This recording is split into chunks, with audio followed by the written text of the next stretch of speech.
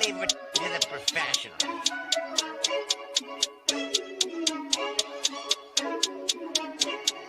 Last by Bundy, blah, blah, blah.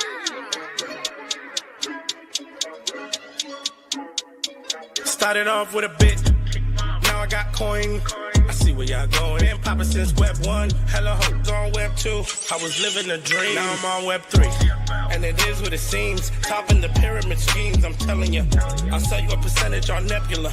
Shout out to Vince, yo, set it up. Surfing on the web and I'm shooting at 3.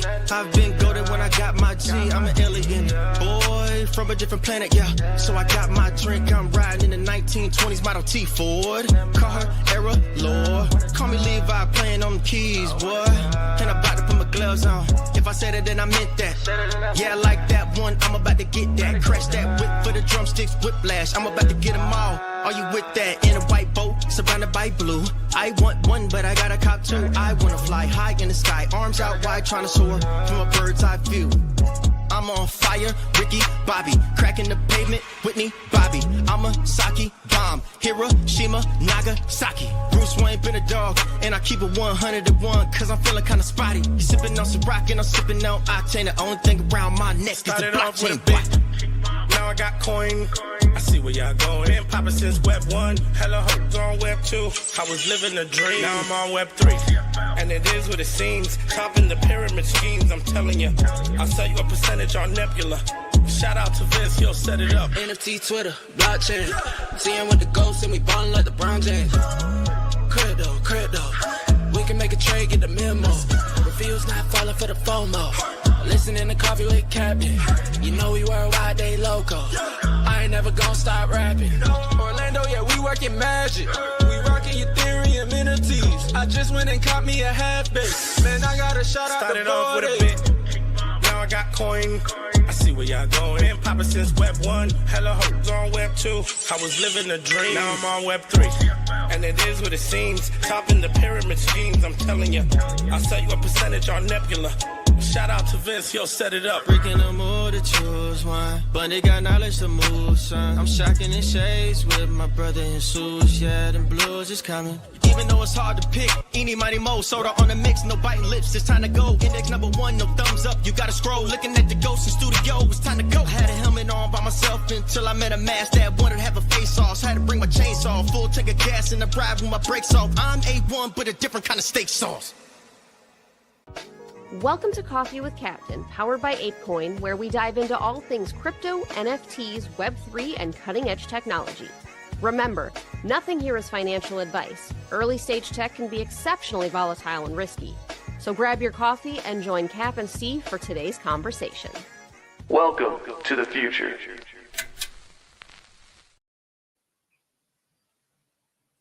Welcome to the future and welcome to Coffee with Captain. Not sure why the audio cuts off. Still haven't figured that quite out quite yet. But nevertheless, welcome to Coffee with Captain. I'm Cap, joined by my co-host Steve. Never any financial advice on the show. Crypto's risky, NFTs are risky, meme coins exceptionally risky and go to zero at a moment's notice. Please don't put any money in you can't afford to lose. Know that Steve and I are not financial advisors, certainly not your financial advisors. We also hold tokens we'll talk about from time to time here on the show. So please don't join us for any financial advice. Just join us for some information, some education, and some fun along the way. Hope everyone had a great weekend. If you haven't done so already, drop us a GM in the chat down below. Then head over to YouTube, head over to Abstract. Do the same in the X video chat. We appreciate those GMs. It warms up the algo, lets everyone know we're here, and does us a real solid. Steve giving some love to all of our YouTube GMers, as well as the X video feed. Appreciate you all. And yeah, happy Monday. Fun weekend.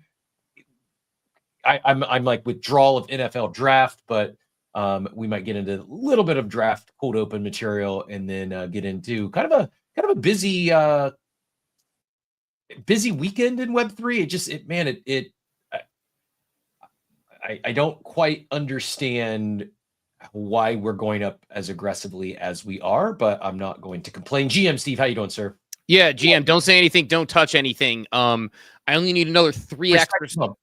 I'm respecting the pump. Respect the pump. I only need another 3x or so from Pengu from here, and I'll be just down a little bit, so that'll be good. But no, do us a favor, give us a like, a retweet, a comment on the room. We're getting a slower start in the X space. X spaces have been starting really slow lately. Well, and we have some of our European friends offline this morning. I don't know if you saw, but it seems like widespread power outages in Spain and Portugal and developing story, but it looks like portions of Europe are without power, including no wireless service this morning. Do they know why? That's insane.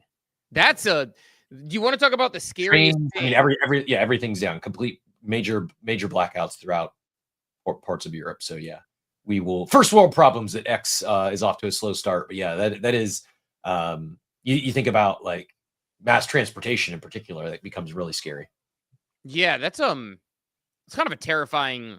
I did not know that. I haven't seen it anywhere. I didn't know that was the reason for it. But yeah, give us a like, a retweet, a comment on the room, a bookmark because you don't check your bookmarks anyway. Thanks to the GMs over, especially on the space where we have the slower time getting started. A GM to our friends there as well. Machiavelli, Riz, Brian, Dwayne, Bordo Saka, good to have you back. Dort, screenwriter Dave, Hizzy, Chief, Clay, Von Frunton, Mel, every morning, aspiring nobody, digital dad, Big Bear, teacher Katie, Kazi, Joey Vowles, Mike C, Brick it all of our good friends, Das Scrubs over there. Give us a little bit of love.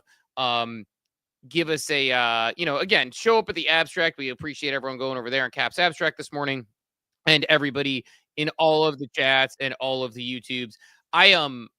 I'll say this, Cap, as we get warmed up, I'll do a non-draft cold open material just because I know that, people might be overdrafted with everything going on. We were talking right beforehand. Took me a minute to get in. I almost was a little bit late there.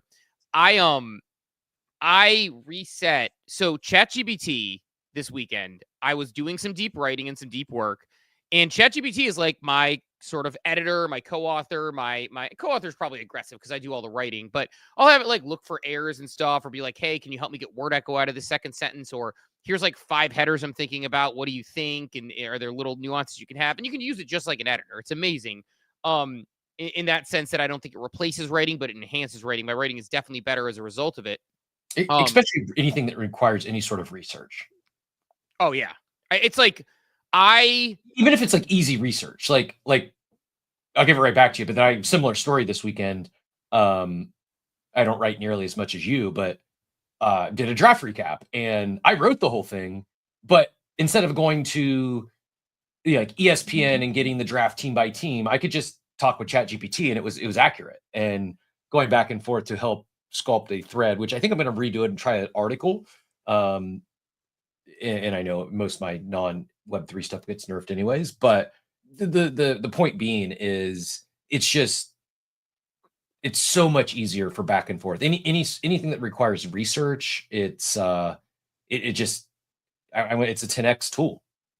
So I have a question. Why, like, let's actually like, so I want to get, the TLDR in it. I actually won't even go here because I think it's actually a good discussion about distribution and what you want to do. The TLDR on what I was going to say is I actually, because ChatGPT I was working with it and it was running slowly, wasn't answering, it was hallucinating, giving me bad answers. Good hallucination, by the way. Amazing hallucination, by the way. I should pin it to the top if I can find it in my feed of retweets and things. But basically, I was asking it to create a basically looked at Web3 data sets, and I was trying to create a chart to show sort of where the peaks were and what sort of the peak moments were, so I could actually track them, because I was trying to learn for the article I was working on of this over financialization. And it created, here, I'll share it on screen. I found it. So I'm sharing it on screen right now. This chart with all these data points. I uploaded Google Analytics. So before people see this, I want them to know what I did. I uploaded Google Analytics. I uploaded Dune dashboards. I uploaded NFT market cap data. I uploaded key news stories and had it find key news stories to plot to show kind of the reputational choices. And it spit me out this flyer right here that you're looking at right now. It's got, for those who are not watching and are just listening on X, it is a bunch of cartoon flowers around the corner that have some big stems. It says, join us for a garden party birthday. Party with a P, but looks like a B, so garden party or party, depending on you look at it. Saturday, June 8th. It is not a Saturday, June 8th, at 2 p.m. at 758 Bloom Lane. I gotta ask, are you using 3.0 or 03 or 4.0?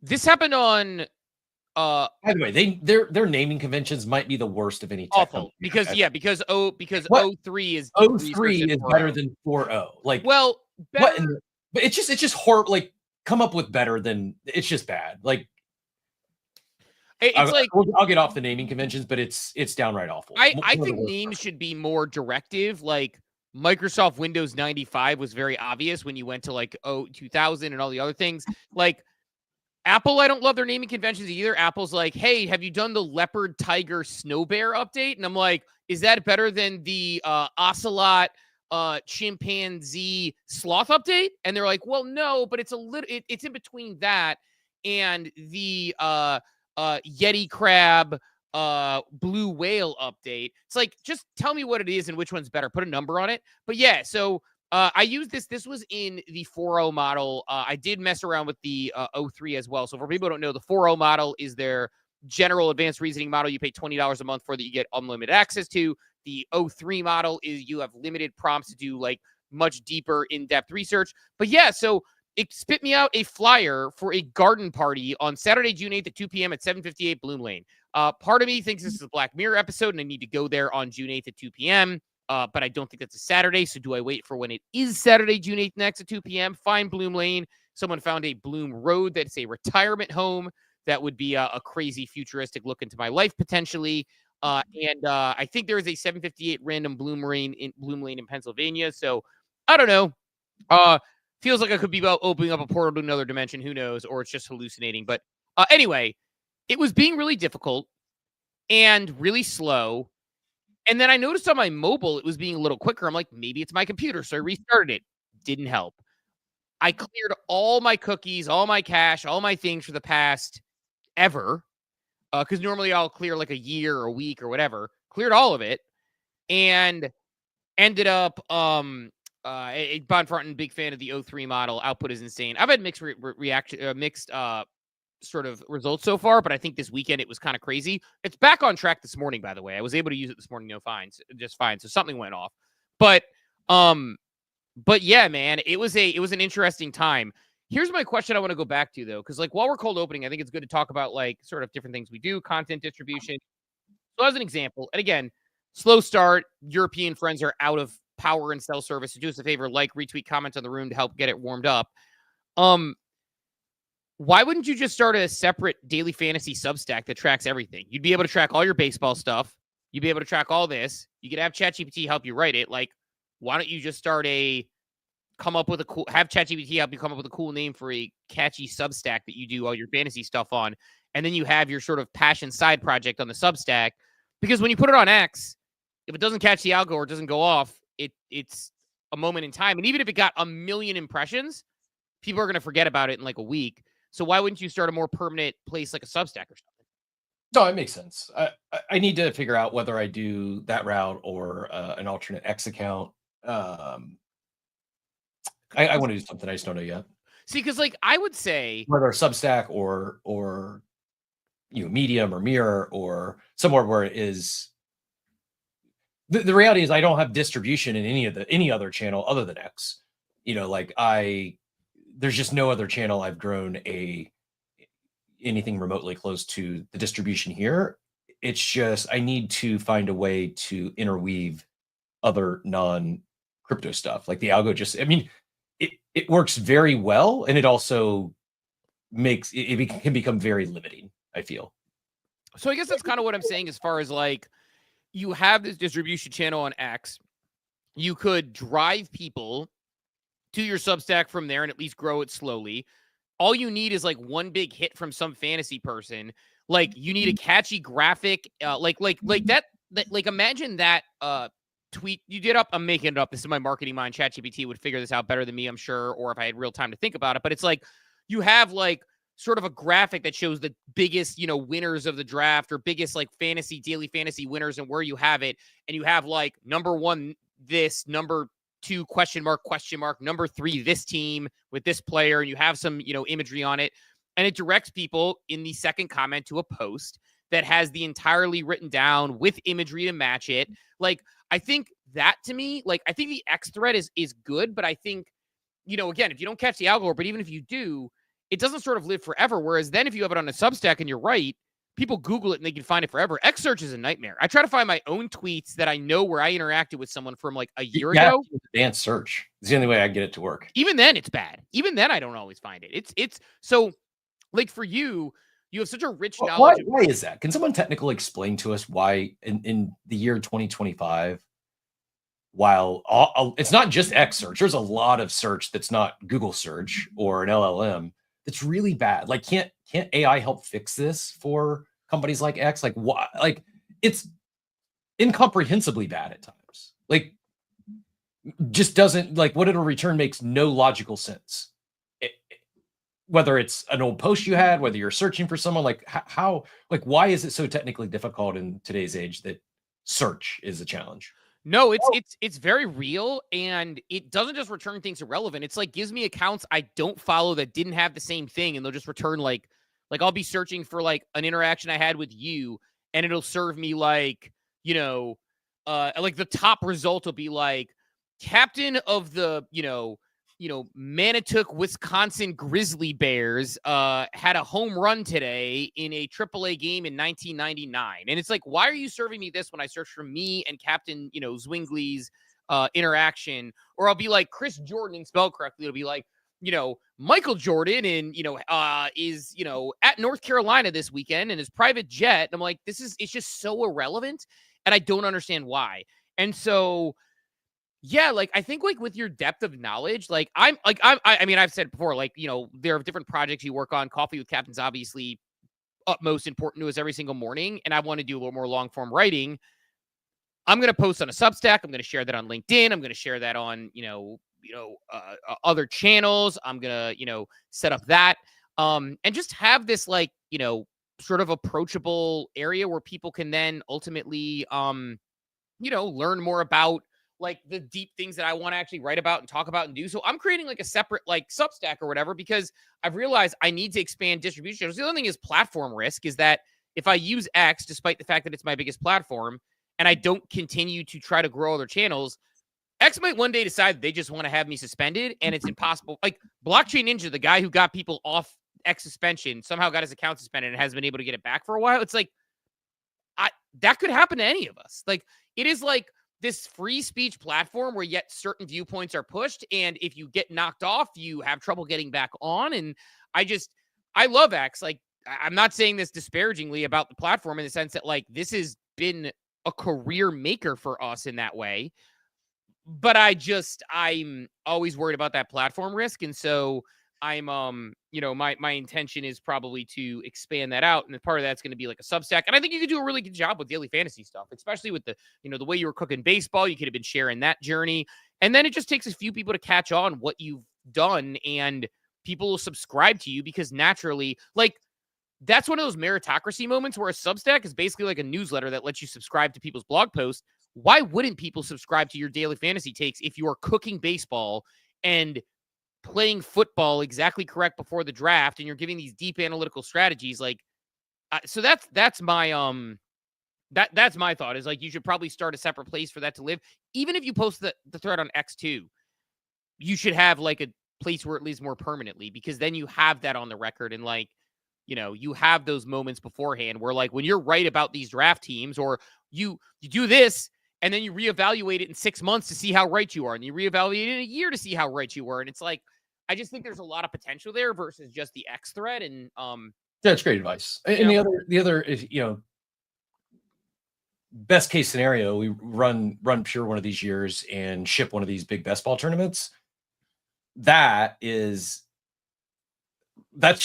like the instant leg up in that industry. You ship one of these milli makers, you ship a best ball mania.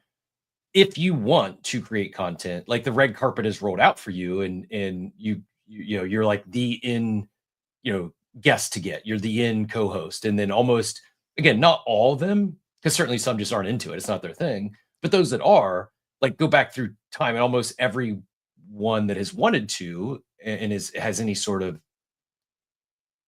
talent, it's not only do they get the opportunities, like, they have instant credibility. So it's like, but it's one thing to just bank a tournament, it's another to bank a tournament and then people discover you and they go back, oh, this person's actually been pretty sharp for. This wasn't just lucky; they've been pretty sharp. They called this stuff and others for the last several years, and so yeah, having this stuff live somewhere in perpetuity is a good idea. Yeah, we'll see. Probably Substack's the right answer, and then just share on the other platforms. But what are your thoughts on? Because part of me though also thinks like, and I guess I could still share it from this account, but part of me thinks that like I need a sports X account. I need a separate X account, right? So that's where I would disagree and say that, like personally, and again, this is just my personal approach to it. Is I didn't reply nearly hard enough, by the way, but a few I did. Like the Shefty replies like instantly cooked to like 10,000 impressions. Yeah, I didn't reply guy at all because Bears offense is elite this year, which it is. Like it wasn't a profound take. They've rebuilt their entire line and they brought in a lot of weapons. Like it should be an elite offense, not even a rare take, but it was. I said something like that. And I didn't even look, but it probably cooked to like 25,000 impressions. Yeah, actually, I did not get in the reply game. I'll actually get into that for like a little cold open wrap, but I think like this is a good like content discussion for anybody who's listening and thinking about it, because these are the thoughts you have to have if you're creating content you want to get noticed. My inclination with you is that you have a built up account.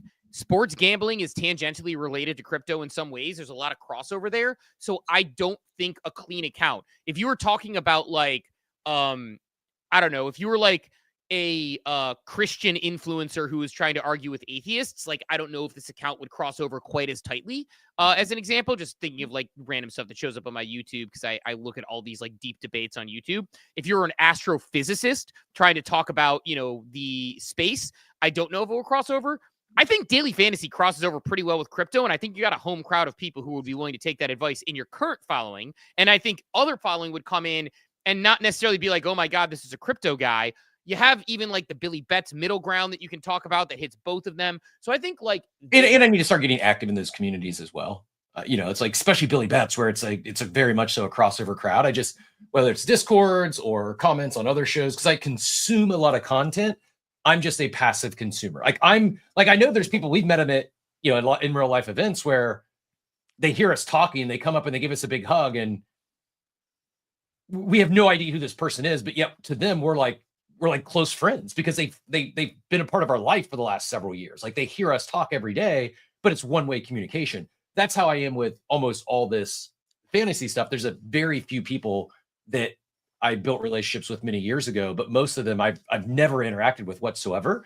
And it's, so while I consume a lot, I'm not an active community member, and that's just powerful. I probably knew that before. I did know that before, but after having experienced the community support in Web3, it's such a no-brainer. If I'm going to do the work to put out the content, the easy part is just getting active in the community and chatting with those people. Well, and that's it. It's super easy. Shout out to Maria. Thank you.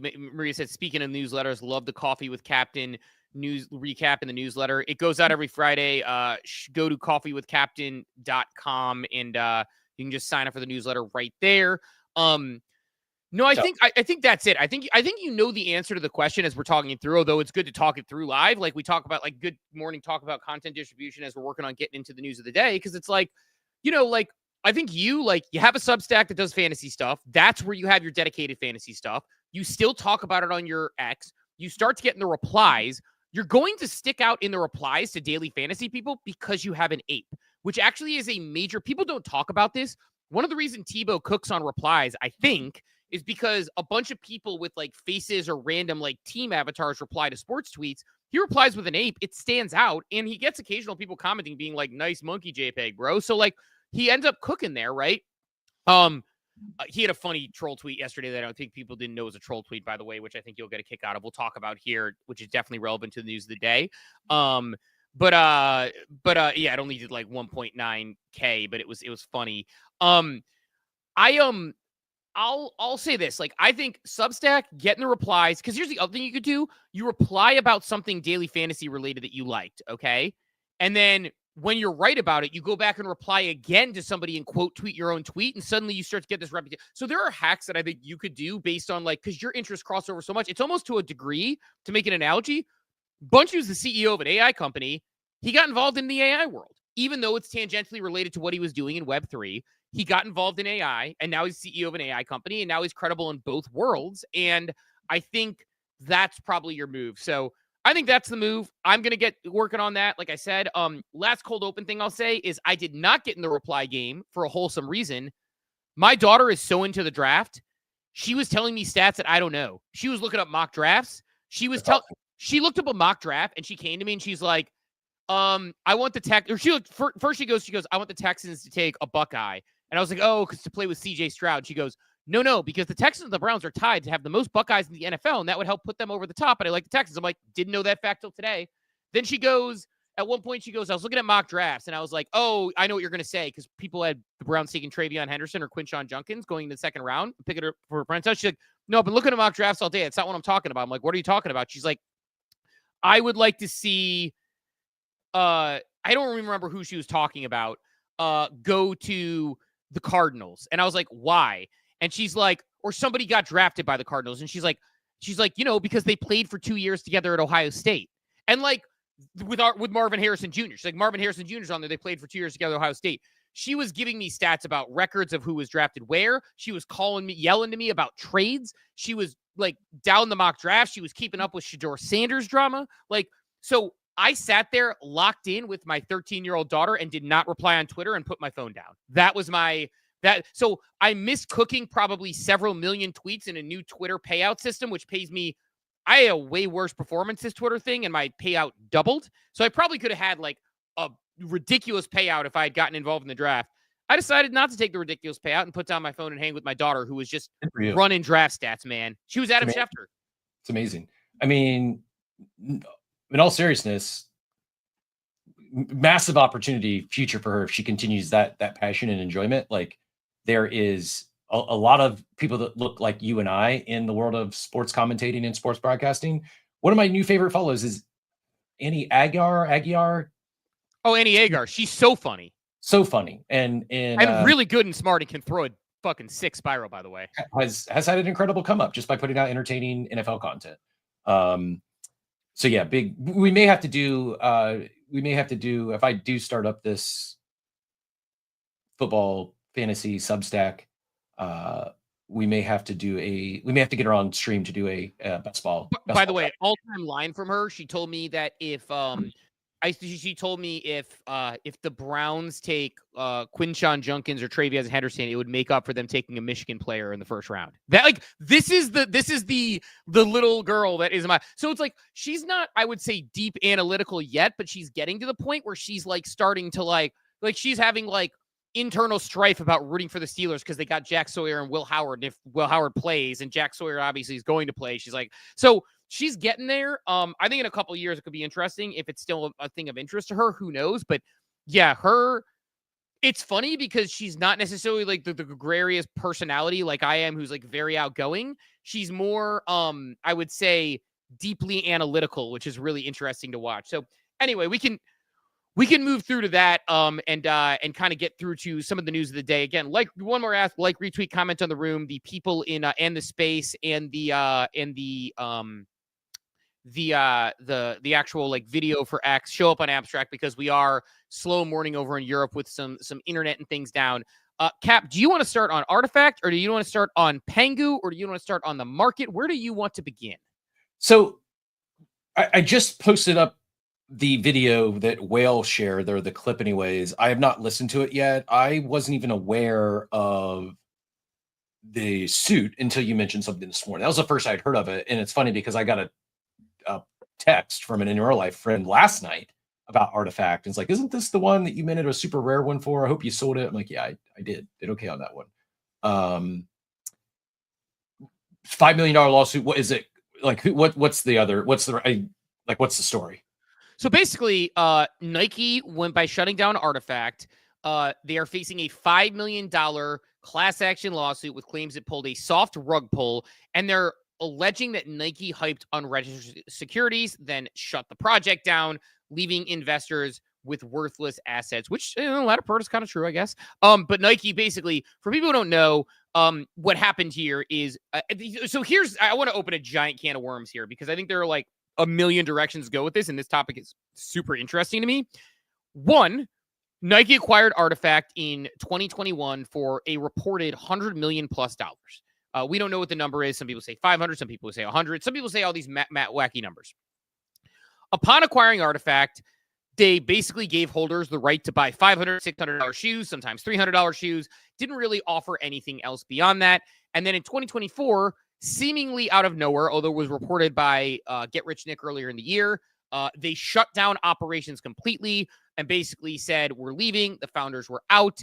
I was extremely disappointed in Nike because of how they've handled .swoosh and how they handled Artifact. I did not like that whatsoever. Shout out to somebody I was arguing with on the timeline who says I don't critique Web3 brands. They just have selective hearing. But the way that they handled it was incredibly poorly, ended up getting shut down. Holders felt hurt. And now people are basically saying, look, like you basically bought this thing, rugged it, you promoted it. I haven't watched the video Whale shared either. I woke up and saw this morning as I was getting the kids ready for school and getting ready for the show. But I think a lot of directions and questions here, which is, on one hand, I hate how Nike handled this, and I would like them to be held accountable in some way, shape, or form. I think the way Nike's handled this is extremely poorly. I had a whole thread on it that people were trying to tell me to like blame the Artifact founders. I'm like, they got acquired when Nike was building .swoosh. They built .swoosh, which was a completely separate, hey, if you have two quarterbacks, you don't have one. If you have two Web3 brands, you don't have one. Like, it's just, they basically had two Web3 brands that did effectively the same thing. And then they tried to like make one sort of luxury and seed some stuff. And then they just threw in the towel on it. Like I said, in 2024, they threw in the towel on it and called it a day. And, people with CloneX were sitting, and then by the way, the art upgrades, people are like, oh, like all these engagement farmers. When you wake up and CloneX, the only thing you have left after this like sad like run where CloneX ran and all these things was your art. And then your art turns into like we didn't pay our bill. And they're like, oh no, we're just migrating it. It's like, well, you didn't tell us that beforehand. So of course people react poorly. Like I saw like a take from Udi that I actually pushed back on from Dapper Wizards. It's like, oh, everyone was quick to grave dance on Nike. It's like, well, grave dance is the operative term because it is a dead brand in Artifact. And he's like, because of the art, and then nobody mentioned they brought it back up within a few hours. It's like, well, one of those things is expected to just have the art available. The other thing is not, which is have the art not available. So they've been through the trials and tribulations over the past 3-4 months, and a lot of people thought they rugged their art. They didn't, it turns out. But I guess like that's kind of how we got here. This massive acquisition. Again, people were able to buy dunks, and people were able to buy the right to buy dunks, the right to buy Air Force Ones, the right to buy all these things. Concurrently, they're running .swoosh, and then they just shut down Artifact. So I don't know. Like, I'm not sure under the current laws that they're going to be able to argue that Nike sold an unregistered security. I think they're probably going for a settlement of some sort here and not necessarily the whole hog on the lawsuit. But like, I don't know. Like, again, we need to read the details of it and see what they're saying. I think they're going to have a hard time with the unregistered securities argument. But I also want Nike kind of held accountable because maybe it's just me being salty. I didn't have Artifact. I didn't have a CloneX. I was never in the ecosystem outside of a couple pairs of shoes I bought in the public sale. I just think they handled this whole thing poorly. So I don't know. Like, maybe I'm just like, there's not an illegal act there, but an idiotic act there. Idiocy. I don't know. It's a Monday morning. Idiotic act there is what I was looking for. Yeah. I too think it's like, I don't know how I net out on this. I guess I need to give it some more thought. As someone who minted Artifact and sold an Artifact. Now, granted, it was a very big win for me. So there's no damages there, but I never felt I was buying a security. I knew what I was buying, but I also think the way they wound things down was extremely poor. How they've handled things, extremely poor, and there should be some accountability. I just don't know what that is. What do you think the most likely outcome here? Do you think they fight this? Do you think they attempt to settle? Because if they attempt to settle, like, then I don't know. Like, I just think that I could see this getting a much larger than 5 million. Does that make sense? Like, 5 million is kind of a weird number for me.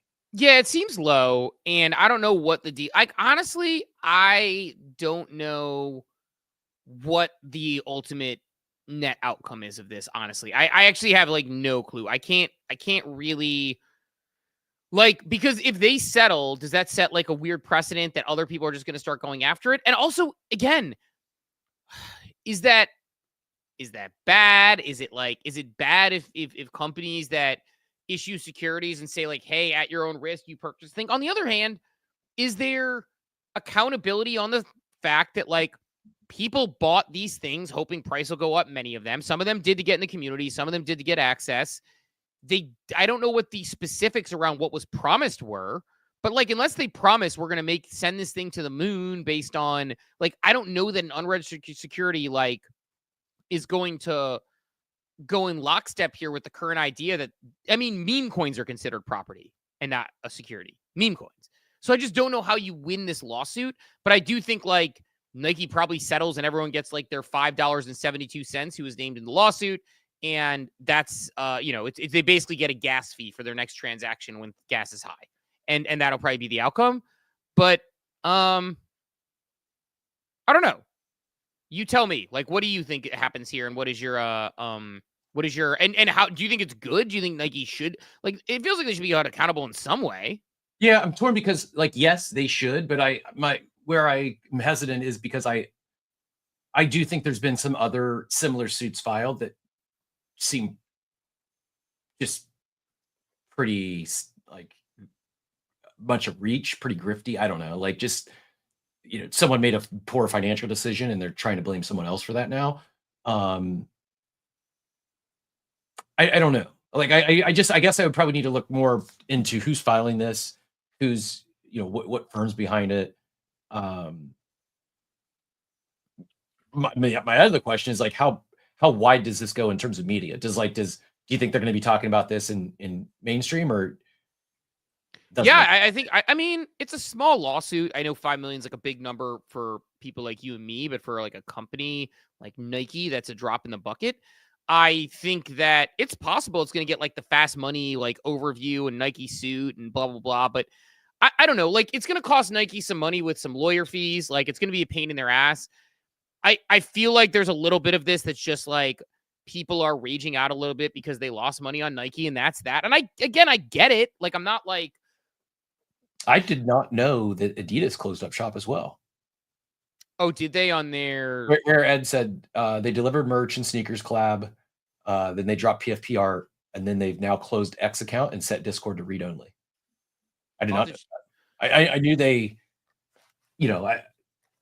I mean, I was familiar. I do have some of their merch. I kind of like it. Alts by Adidas is still live. It hasn't tweeted in a month.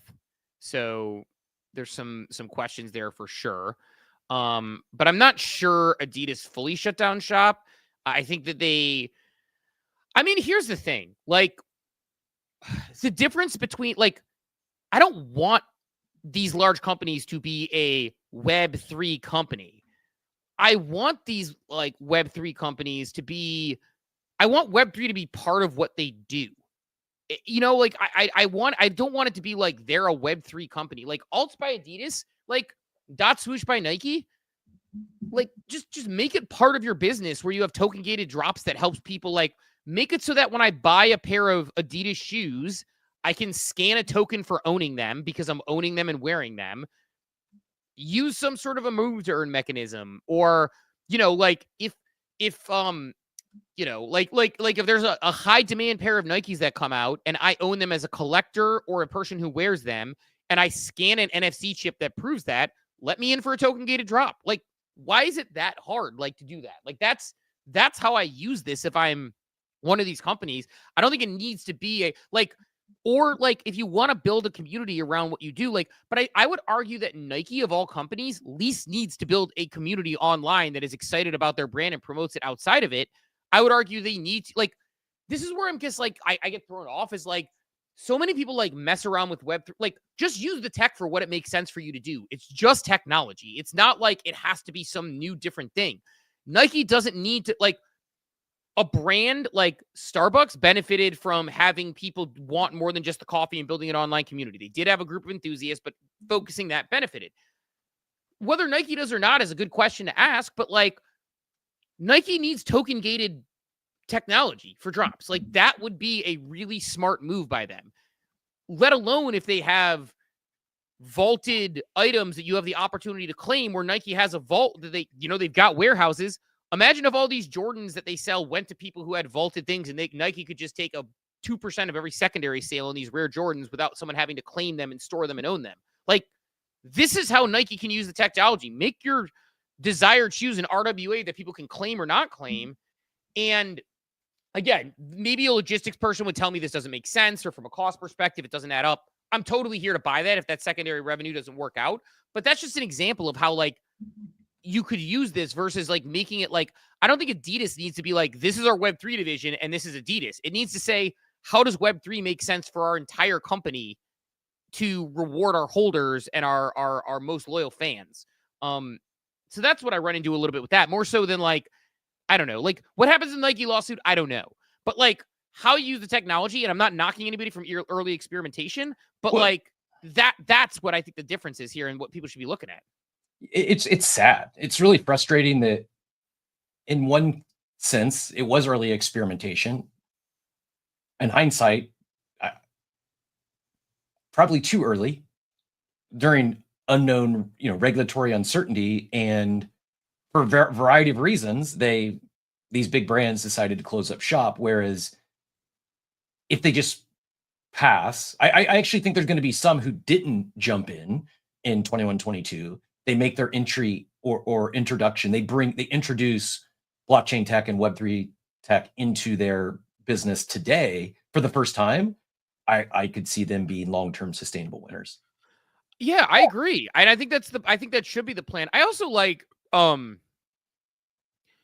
think people probably don't, I don't know, people probably don't do a very good job thinking about like the ways that this should be integrated versus not. And I think that you hit on that very well, where it's like, yeah, a company's going to come in, just use it behind the scenes.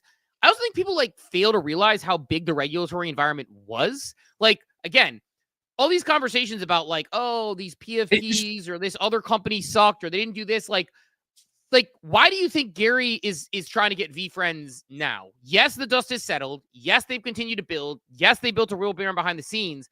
But you know how hard it was for them to move the way they wanted to move? Like, I'm just say it right, or like how hard it was for Yuga, or how hard it was for any of these companies. And for them, they didn't have a choice, right? Like it was either they battle through it and just eat poop for years and just deal with it with knowing they could be shut down at any point, or they close up shop.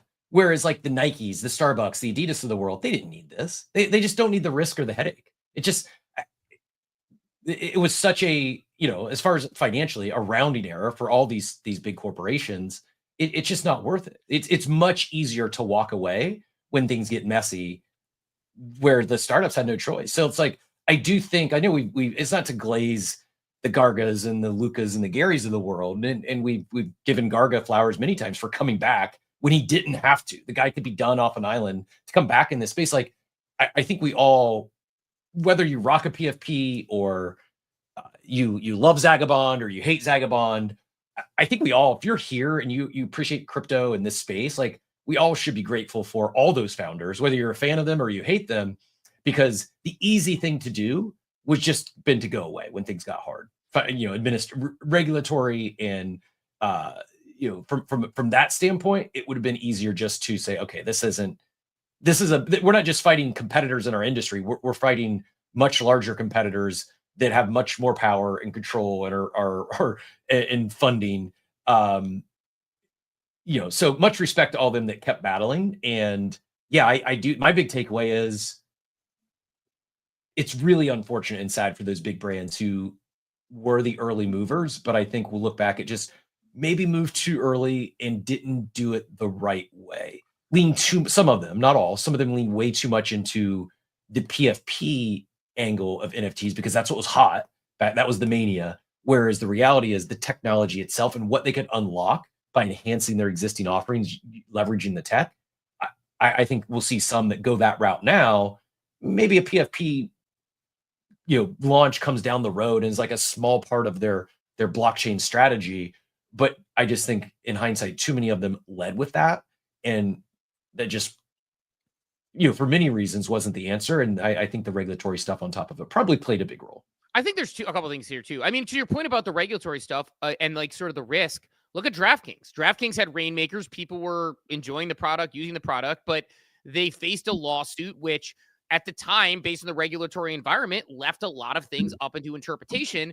And their thought on the process was like, well, we could deal with this lawsuit, or we could just say, fuck it and shut this thing down and not deal with it because we have a way bigger stack of chips to protect and it's not a big part of our business. And DraftKings chose to run for the exits, which I understand. Am I happy about it? No. But like, do I understand why they did it?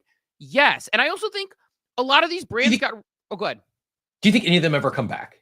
Do you think, or is it the Starbucks, the Nikes, I guess they're still theoretically not entirely left, but they do have, I guess, Swoosh alive. Do you think these brands that came in and left, do you think they ever come back? Do you think they ever give it another shot? I do think that they come back in various ways. So I think they come back as, I think I can see like them coming back, but without the hype cycle stuff that we're seeing here, right? Like, I don't think it's going to be because the other part I was going to say about that is I think a lot of these brands, Nike included, probably got bad advice. Like, I would say the Artifact founders probably, based on how they ran their business, might not be the right people to give advice for how to do a sustainable long-term. It drives me nuts as somebody who I have conversations with brands, companies, et cetera, all the time. And I fight this thing to be look, you don't want to just lean into hype and speculation. You actually want to lean into where the tech improves things and then figure out ways to offer logical utility. These are the conversations I have. DraftKings released Sly Crocs as a PFP in association with Supducks to give you some small minor advantages on DraftKings. And it just felt bizarre and disconnected. And who gave them that advice? Probably Frankie Nines from Supducks. And again, Supducks has great art. I like that art. And I think it's cool. I've always liked Supducks. And I met Scott through the Supducks community. Always grateful. Are they the right ones to be giving advice on how to be a successful non-hype related NFT brand? Probably not. And I think that part of it is how many of these brands got advice from people who were playing into the hype dynamics versus look how Starbucks did it and made because you had Bunchu and Morgan helping give that advice on running the program, and really smart people in Starbucks who know loyalty. And I still to this day think they were probably a little early, but built the right type of program. And we'll continue to give them flowers on that. And I think that that's the other thing that happens with companies like Nike and others is they might have a bad taste in their mouth and have a bad reputation on Web3 because they got advice from somebody who was just a KOL or somebody who ran a hype project to be look, it just prints money. And they got in on the bubble speculation versus where it actually fits and makes sense. I thought Swoosh did a much better job of that, where it was sign up for the account, get this drop, go to Fortnite, get access to, they were doing a good job on there. But I think a lot of these brands just got bad advice too. And to your point about being too early, we had Polygon on this show who said when they had, DraftKings, Starbucks, all these big brands on there, they said for them, they thought it might be too early. They said at Polygon's it was probably a little too early for us and a little too early for them. And now we're moving it along. The tech barrier is very real. So I think there's this combination of bad advice, bad timing, bad regulatory environment. And that's where I think people don't give enough grace sometimes when they talk about everybody's a grifter, everybody's must be just grifting and stealing money and all these. It's no, it's hard when you can't do anything. I don't know. I think there's a way that you can do things now that you couldn't previously before, that there are going to be companies who come in now who are really successful. I don't know. There's probably examples you could look at of people who did streaming video before Netflix and Netflix won, right? There's probably companies like that. And there are companies that are too early with the right idea. This is going to be one of those ones. But that said, let's do I'm going to pull it off. I'm going to do a more on Artifact, and then we will we'll keep cooking. We'll keep cooking there as we go. The more you know, brought to you by ENS.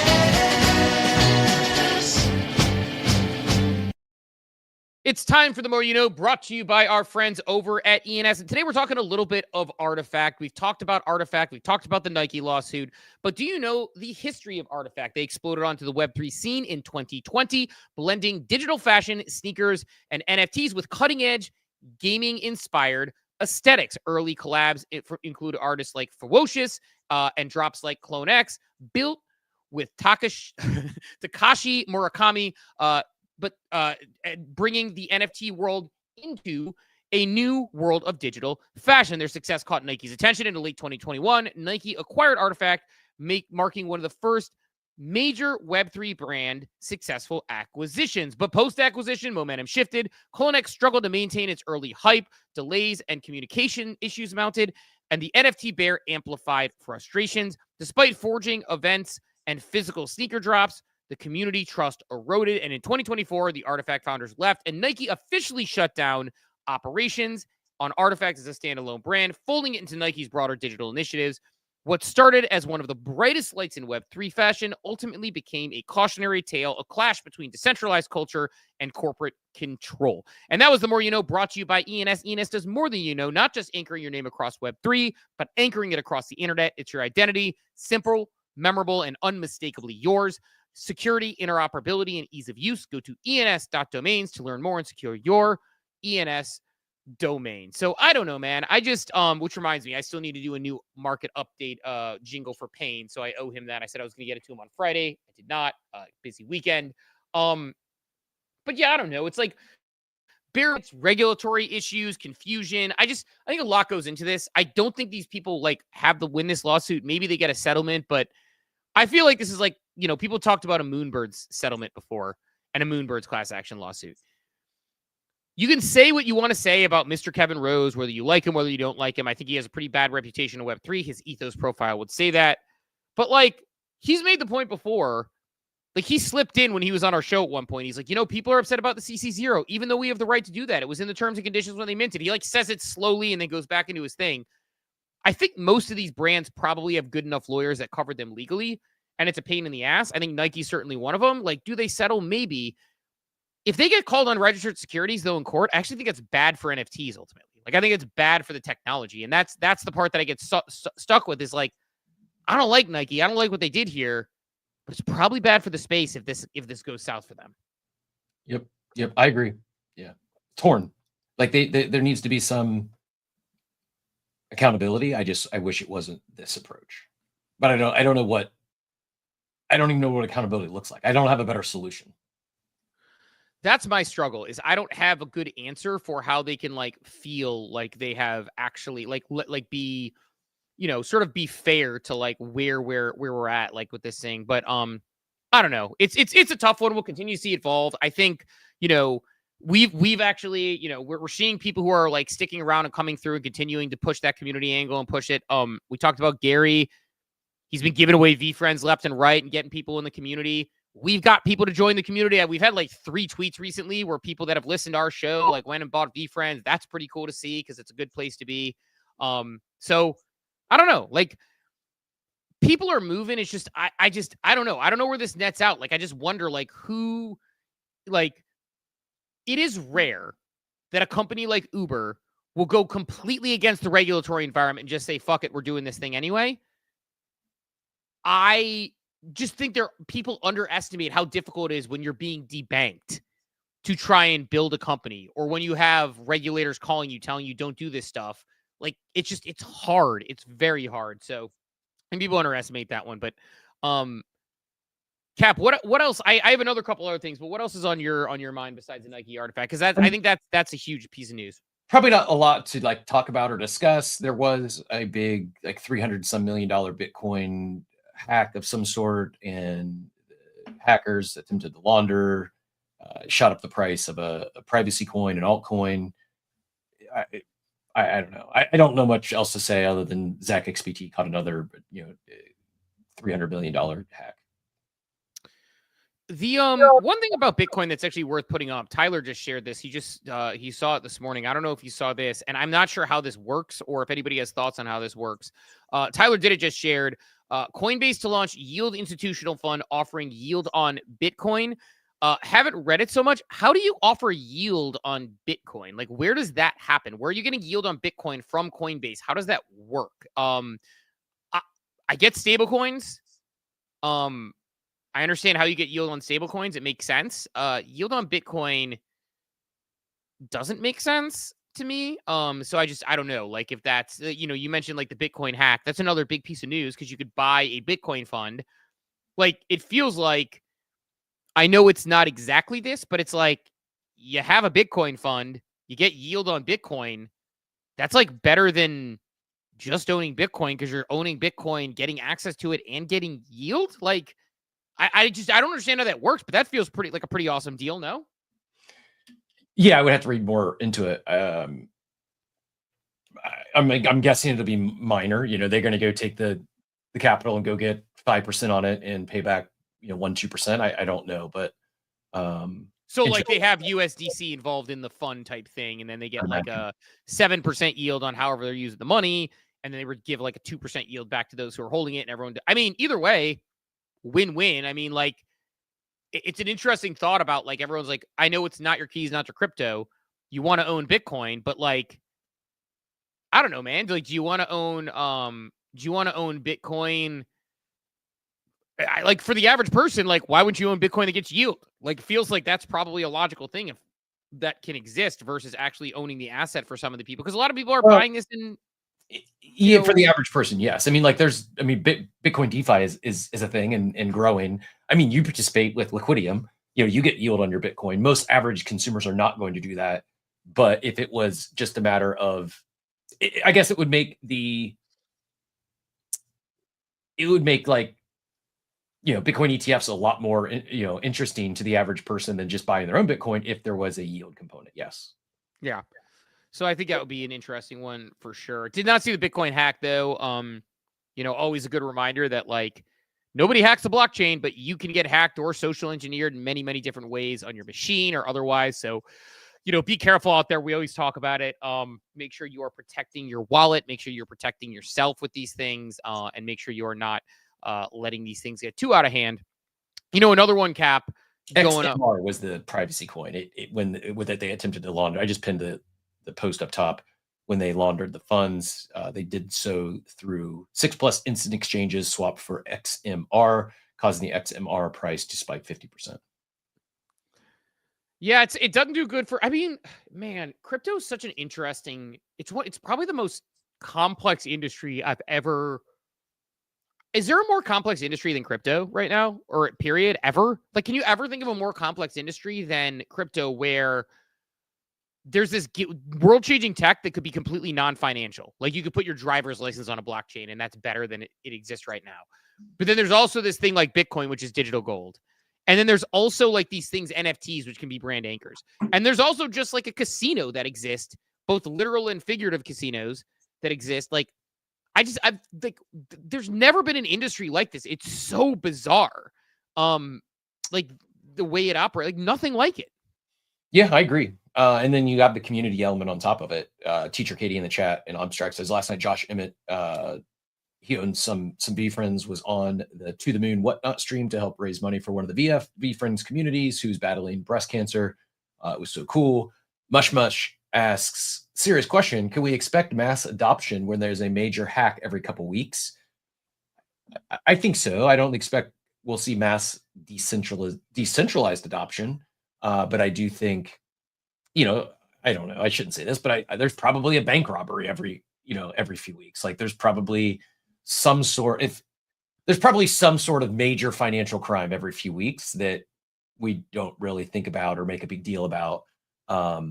Would be my, or maybe is not known, right? Like, someone gets off with they embezzle $300 million. It's just not discovered, or it's years later because it lacks a general, open public ledger.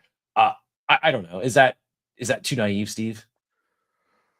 I don't know. I mean, do you think there's more? There's certainly there's reputational damage. Yeah, that's it. It's more. I think it's more reputational and PR than it is the actual theft itself being an issue. Right. Like, I don't know. This is sort of like this argument. Knock on wood. I really like. I'm not concerned of getting hacked. Like, I shouldn't say this with like, I don't mean to sound arrogant. I'm well studied and researched on my OPSEC and like, could a hot wallet get hacked? Yeah, sure. I could click a bad link. I'm pretty particular with things of value, and I don't really have concern over losing anything material. And so far, 4 years, I've not even had other than rugs, I've not had a misclick even on a hot wallet. But I don't know. I don't think it's as big of a deal as it gets made out to be in the media. And to your point, therefore, it is an issue. Yeah, it's like it's such a complex topic. It's a great question, Mesh, because I will say, like, I struggle a little bit. Well, Cap's trying to set the mood in his household right now. I don't know if people are watching on video, but lights just went out, and he is ready. He is ready to go. You know what I did? I somehow turned off my ring light. This is, by the way, this is like, I don't know. This is probably going to out me as like I'm attempting to become some Zoomer or something. This is now my default mode in the office. What do you mean? I don't turn on since I added the LEDs. I work by LEDs in my MacBook. I don't turn on white light. I actually don't turn the light on in my room, open my window, and I usually hang out there with my laptop on my bed with my dogs when I do most of my best work. In fact, when I was writing the book, one of the biggest things I ran into, you want to talk about the importance of workspace. Dark mood. I love one of the nice. One of the biggest problems I ran into when I was writing the book is I don't remember where I was, but my laptop, somehow the screen went out and it could only work when plugged into my dock.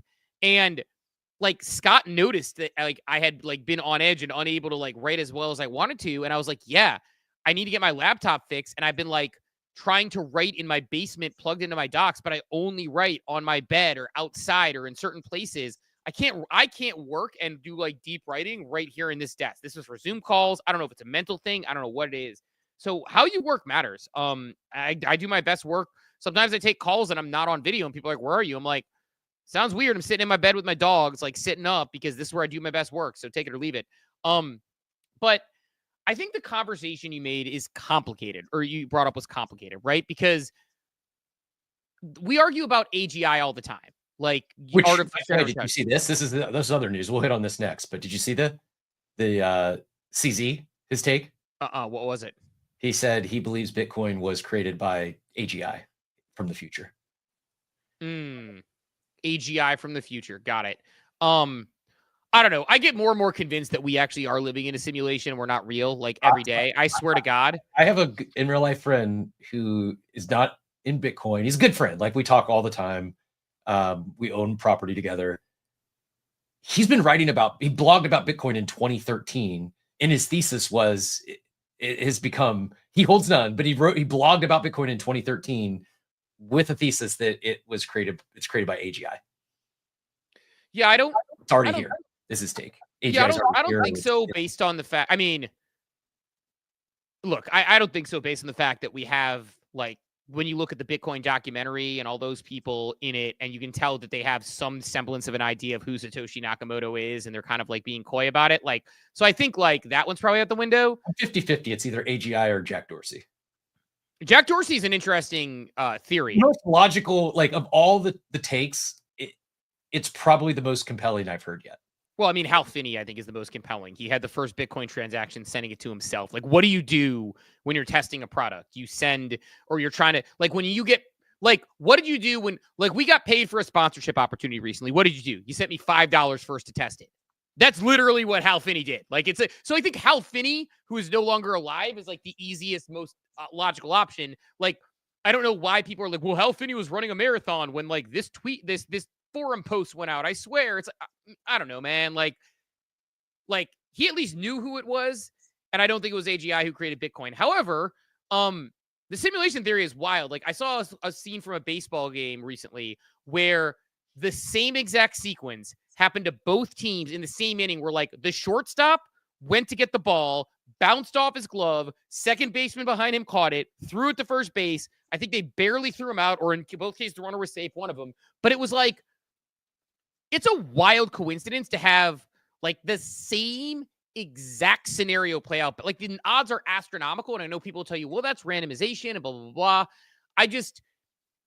There are things that happen that make me like, be like, man, like this is, like, again, we talk about this one. I know this sounds silly. The guy who got in trouble for like the giant fraud in FTX is named Bankman. The guy who created the greatest AI platform in history his last name is Altman. Like Sam Bankman and Sam Altman. Like sometimes this stuff's just really, really on the nose, man. And I don't know. So I sometimes get thrown off by this stuff. I'm not going to live my life any different, but I get increasingly thoughtful about the fact that we're just, these meaningless video game simulations just playing out, because there are some weird things that happen when you look at it. So I don't know, man. Last thought back to one more on Nike. This came from Sarah in the war room, actually. Great. I mean, very interesting. I think great point. It says they settle Nike in the wake of all the Instagram, TikTok videos revealing how and where luxury goods are made. Courtesy of the tariff issues, brand needs the digital notary of NFTs. These folks will settle, divorce themselves from JPEGs, PFPs, but keep the technology and rename it. Artifacts bought them to the rails. They'll buy their own new train. So maybe some external pressures there to settle and sweep this thing under the rug sooner than later. I probably tend to agree with that. And the amount is so small. Like if it was 500 million, I could see them fighting this. At 5 million, I see them stroking a check and we don't hear about it again. Well, and I'll add this on top of it too. Because I don't know, like, because this goes into the reputational thing, and we squirreled a little bit there, and I'll get to this point that I was making, which I don't know if it's the right analogy, but I think a lot of people argue about AGI, and is AGI already here, right? Like, based on the fact that, like, we have ChatGPT, which is smarter than most people in their jobs and can get you information. I question whether mass adoption, quote unquote, is already here for the large crypto ones, or whether adoption is already happening, where it's like, there are massive inflows going into Bitcoin ETFs, ETH ETFs. There's a filing for a bunch of other ETFs. Like, a lawsuit against Nike or a Bitcoin hack is not going to stop, the U.S. government is the largest government holder of Bitcoin. It's not selling any, potentially acquiring new Bitcoin. It's not going to stop BlackRock from acquiring Bitcoin. It's not going to stop people from putting it in their retirement funds. Like, the chasm has been crossed. Like, it can go up, it can go down. But when I think we talk about adoption, sometimes it's like, it's just happening. And at some point, the tech adoption will happen more and more. We saw the Pokemon card, Pokemon thing going back on the Sui blockchain. I'm not a Pokemon guy by nature, so I didn't quite follow that one as tightly as I should.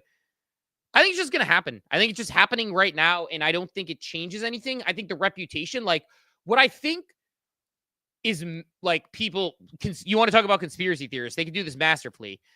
You want to know who this reputational stuff hurts? It hurts 30, 40-year-old, millennials and Zoomers in their 20s who who follow the news and just think crypto is a big old scam and have, like, all these angry stuff. And the institutions and people who are investing in this thing buy early and then watch it go up. Like, that's who it benefits if the long-term viability of Bitcoin is digital gold. Everybody's afraid to buy it because of all these scams, and it's a big scammy money. And then you see the price go to, 215,000 this cycle or whatever. I'm making it up. Like, if that were to happen, and then it's like, oh, we missed out, but we could buy now before it goes to 1 million. And, like, I think there is a world where we had this conversation on the show at one point. For our parents, our grandparents had the greatest generational wealth opportunity in buying property. Then our parents had the greatest generational wealth opportunity in getting involved in the stock market. And there is a world where our generation has the greatest generational wealth opportunity buying crypto. I don't know. I'm not saying that is the case. I'm not telling people to do it. But it seems to me that each generation, at least on the surface level, has had a generational opportunity where property was really cheap and you were able to rip it up, as well as education at the time. The stock market, if you just put, like, I forget what the number is. I had done the number at one point when I was talking about how, like, boomers, if they had put like $10,000 into the stock market and not touched it. I forget what date I used, but I'm like, they'd have like $1.5 million right now or something. Like, or, it's just, this might be it. Like, imagine telling your kids, like, yeah, I bought a, one Bitcoin for $1,000 and it's $1.5 million one day or something. You'll be like, yep, that was me. So I think there could be that opportunity. And I think the people it hurts is those who are on the outside more so than the institutions and more so than the big money people, because I'm not kidding. Like, let me put it this way. Every mega rich person I know has exposure to crypto. Like, every rich person I know has exposure to crypto.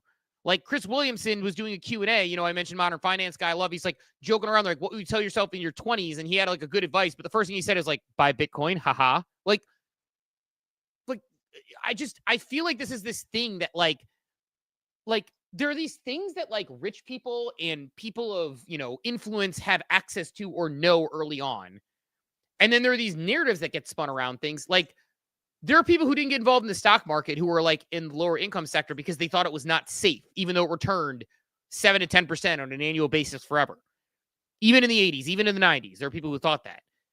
And now it's like common wisdom. It's like, yeah, you shell that money into your 401k and you forget about it. Oh, look, it's more money. So I don't know. Am I into something? You think that crypto could potentially be that for our generation, and maybe we're just in the middle of the growing pains right now? We It already kind of has been. Yeah, I think we're breaking out of the growing pains would be my take. Bitcoin, anyways.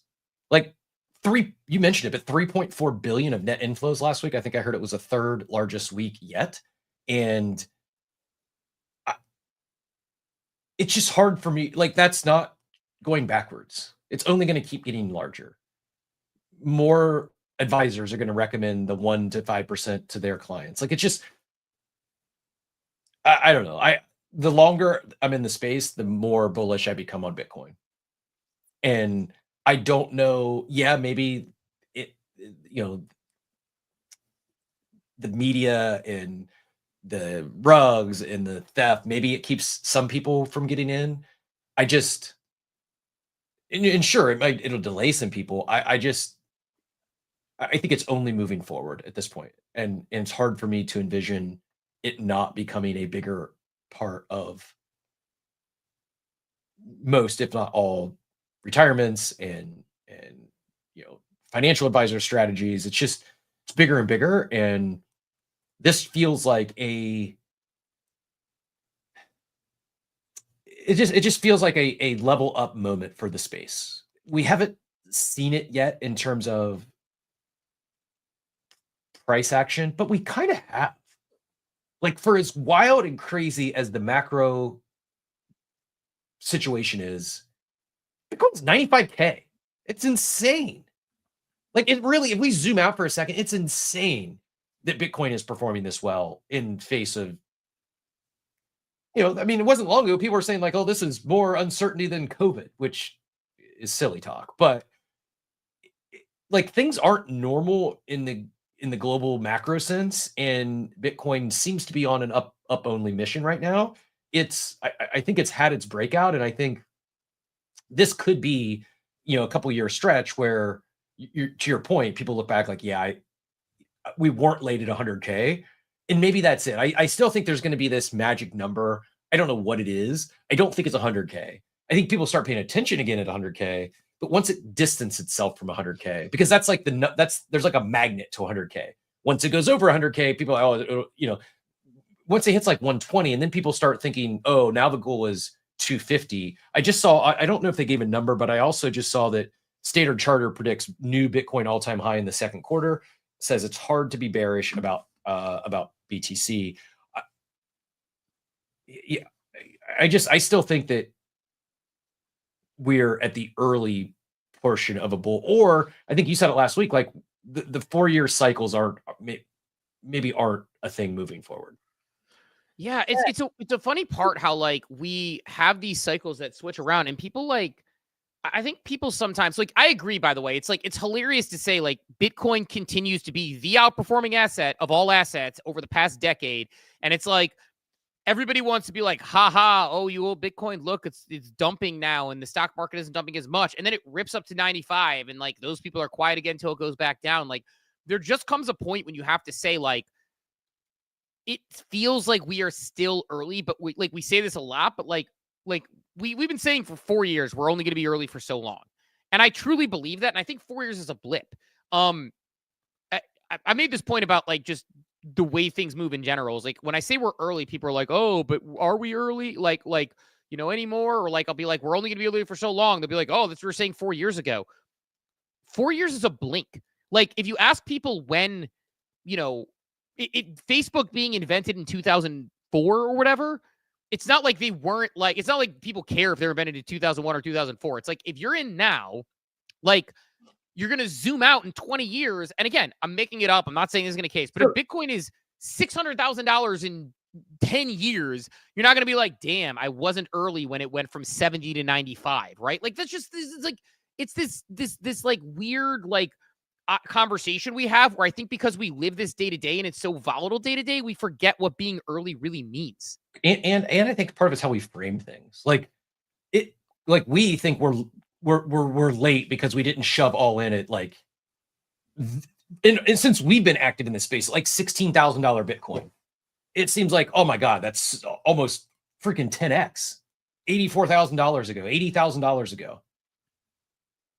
That seems like a massive gap from 16K to 95K. Seems like a larger gap than say 100K to 250K. But yet it's not, right? Obviously, the math, going from 100K to 250K is about twice as large just in terms of dollar increases. But I think psychologically, that's kind of my point. I don't know if it's landing. I need to wordsmith it better. But I think once it breaks, like, I don't know, I'm just going to call it, say 120K. Then I could see people start really FOMOing in, thinking, okay, yeah, this thing is going to 250K. This thing is going to $1 million. Oh, Kathy Wood was right. And whether I was in at a 95K or 120K, it's not going to matter if they're right. And I think more people are going to start seeing that vision, like, oh, the math could math. Like there is a range of outcomes. There's a lot of really, are they biased? Yes. Do they have big bags? Yes. They're also pretty savvy financial people that have called, their price targets are, it's a 7-figure price target on Bitcoin. More people outside of this space are going to start to believe them. And in my brain, I think more outsiders start to think that's a reality, like 120K, 125K. Why I'm coming up with this number, I don't know. That's just kind of, I'm trying to think through. I don't think it's 100K.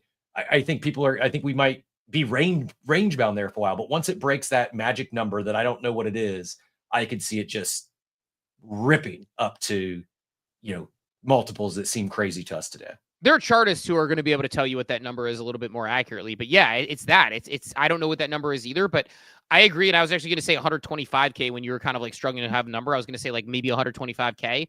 Like there's some number that exists for sure.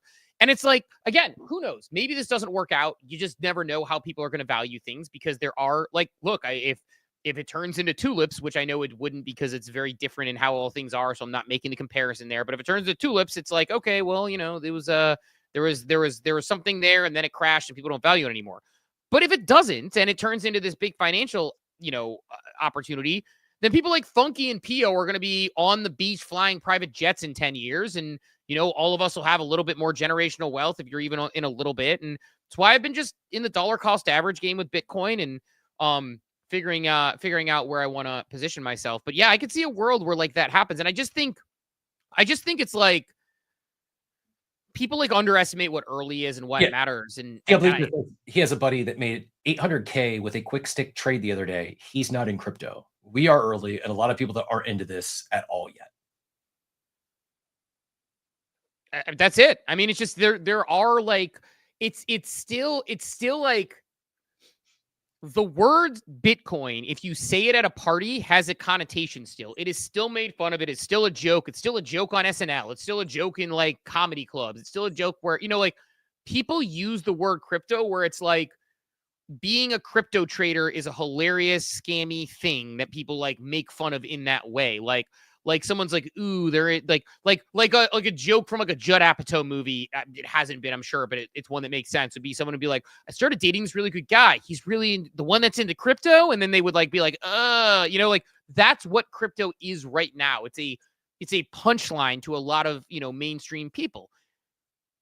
It's not funny anymore when it starts going up at some point. Right. And I think that like, there is merit to that where like there is some crypto bullshit and shenanigans that go on. And there are going to be people in every world and every industry that are going to be scammers. And when there's heavy financial gains, you get those coming through. Like, I just think long term, a lot of opportunity there. And that's why I just dollar cost average a little bit every month and try to find ways where it's like, if I get a paycheck, I try to sock a little bit into savings, and Bitcoin's part of that savings. And at some point, there's probably a point where I'll sell and pull that back. And by the way, not afraid. I have a order of operations of, I was trying to get some dry powder recently, sold some NFTs. Like, I've got my order of operations where I very much know I've thought this through. It's like NFTs, other crypto, Bitcoin. Like, I have my order of operations of things I sell if I need money or I need to do things.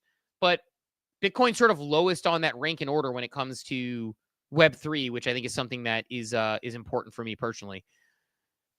Speaking of rippers, have you seen the Pengu chart? Yeah, I mean, you keep saying you need a 5x. All we had to be doing was buy the dip, and you'd be way up by now. So 1 week ago, stop buying the dip too early, Steve. Yeah, 1 week ago, $300,000 market cap, $325,000 market cap. Today, almost an $800,000 market cap. So we're sitting on a 3x at the moment, closing in on $1 billion fully diluted market value again. So again, want to get back to those drop levels. We could look at the max of what we saw market cap wise. We were at almost, I thought it was a $3 billion, but I guess a $2.5 billion market cap. A long way to go, but certainly on its way there, at least to be better for that. If people aren't selling on the way up, because I do think people are going to have certain numbers when they get to, like, I don't know, did they buy Pengu in like January when the claim ended? Did they buy Pengu in, the mid-January when it was at like 2.3? Like, when did they buy this thing, right? So I do think we'll see some people exiting, but strong chart. Luca's starting to push it more and more as time goes. The team is pushing it. I don't know, like, are you a buyer of Pengu? Are you a sitter out of Pengu? I'm a holder right now. Holder in a gladly accepting of tip ors. I should have been buying. I can't buy the pump, but it probably keeps going. I don't know. I'll say this. If we get another dip, if it gets back down to those levels, I'm a buyer again. Really? I will wait for a little bit of a pullback. I've said here, I've had a little bit of PTSD. I bought, and similar to you, I stopped buying the dip. I just didn't see the plan. And it feels like, the other thing that I'm considering becoming a buyer again, if we see another dip, is ApeCoin. I just like, these two are built different for two very different reasons, or many different reasons, I should say. And if anything other than the majors win, I think these two have as good a chance as any. Same thing with Fartcoin. If we see Fartcoin back, another major sell-off, like if we see another massive pullback where everything's down, I think these are the winners I want to buy. Fartcoin, Pengu, ApeCoin. There's a few that have just stood out to me that, like, as long as my timeline is long enough, like it like could go to zero over that timeline as well. I think if the alt / meme / ecosystem coins win, I think those they all have as good a chance as any. So yeah, if we see a sell off, I'll be a Pengu buyer. But right now, I'm happily holding. Yeah, I think it's a good place. I feel pretty comfy in my Pengu bags. As mentioned, I have got my Pengu that I migrated over. Man, my abstract global wallet. You talk about when a pump happens in Pengu, because basically my abstract global wallet is effectively empty. It's got a little bit of ETH, it's got a little bit of USDC, but not a ton on there. Like, not a ton going on there. And then I have like 90,000 Pengu because there was like that 88888 that you get like a bonus for. So as a Pengu holder, I have that. I have those numbers. I don't know, man. Like, it's just, I watch that and suddenly that goes from, 888 Pengu probably went from like $300 to like $1,000 in like, I don't know, like a week, a month, whatever that time frame is. Like, I think 7 days. I think I showed the market caps up 3x or whatever. So it's like, if you have that in your abstract global wallet and you've been keeping that 888 and you looked at your wallet last week and that was all you had and it was $327 and today it's $1,000, like, not a bad place to be. Hoping to get like, so now it's like we basically need we'll call it 3x almost to get back to where it was at its peak. I don't think it's crazy.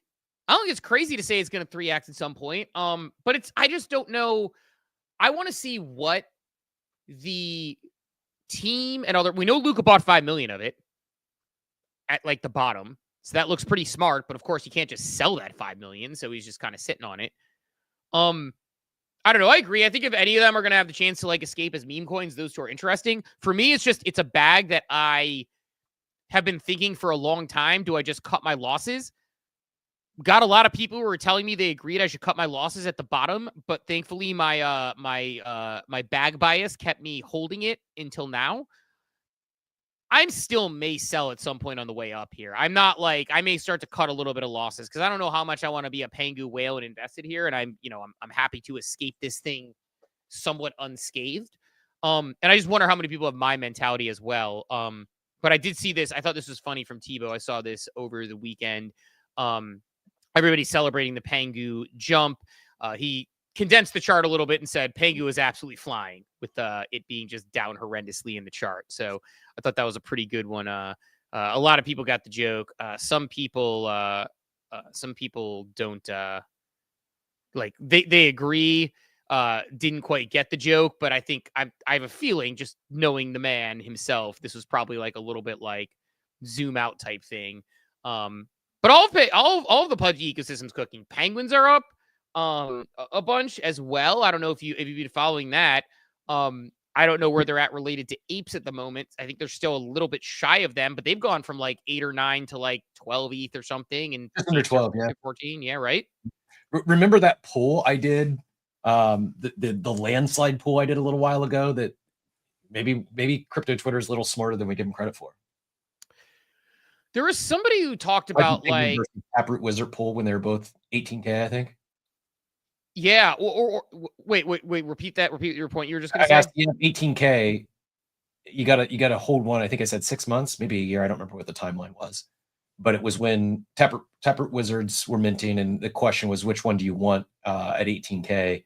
And it was a landslide victory for the Penguins, and I was a little shocked it was such a landslide victory. But yeah, those individuals are looking like they made the right call now. Well, and here you go. Zier had a tweet this morning. Zier, a top-tier engagement farmer. He knows how to drop the snark and the information. You said breaking a pudgy penguin is now worth 4 ETH, $7,200 more than a Taproot Wizard, 0.154 Bitcoin. It's about $14,000. Crazy to think that not too long ago, Whale himself and many others chose a wizard over a big pudgy. If we had bought the Pengu instead, we'd be up more than 2x now. Believe in something. So it's like, at the Taproot Wizards mint, you could have bought Pengu. Who would have thought? Taproot Wizards, most hype project, especially on Bitcoin for ordinals in years, maybe ever. And if you had bought Pengu or a pudgy penguin instead at that exact same time, it would have been worth more. Meanwhile, I don't know if you followed the Taproot Wizards floor, but Taproot Wizards floor has largely followed the mantra that Bitcoin went up and Taproot Wizards floor went down. So the Taproot Wizards floor is like $15,000, which is not anything to sneeze at. Like, that is a lot of money. But the actual, the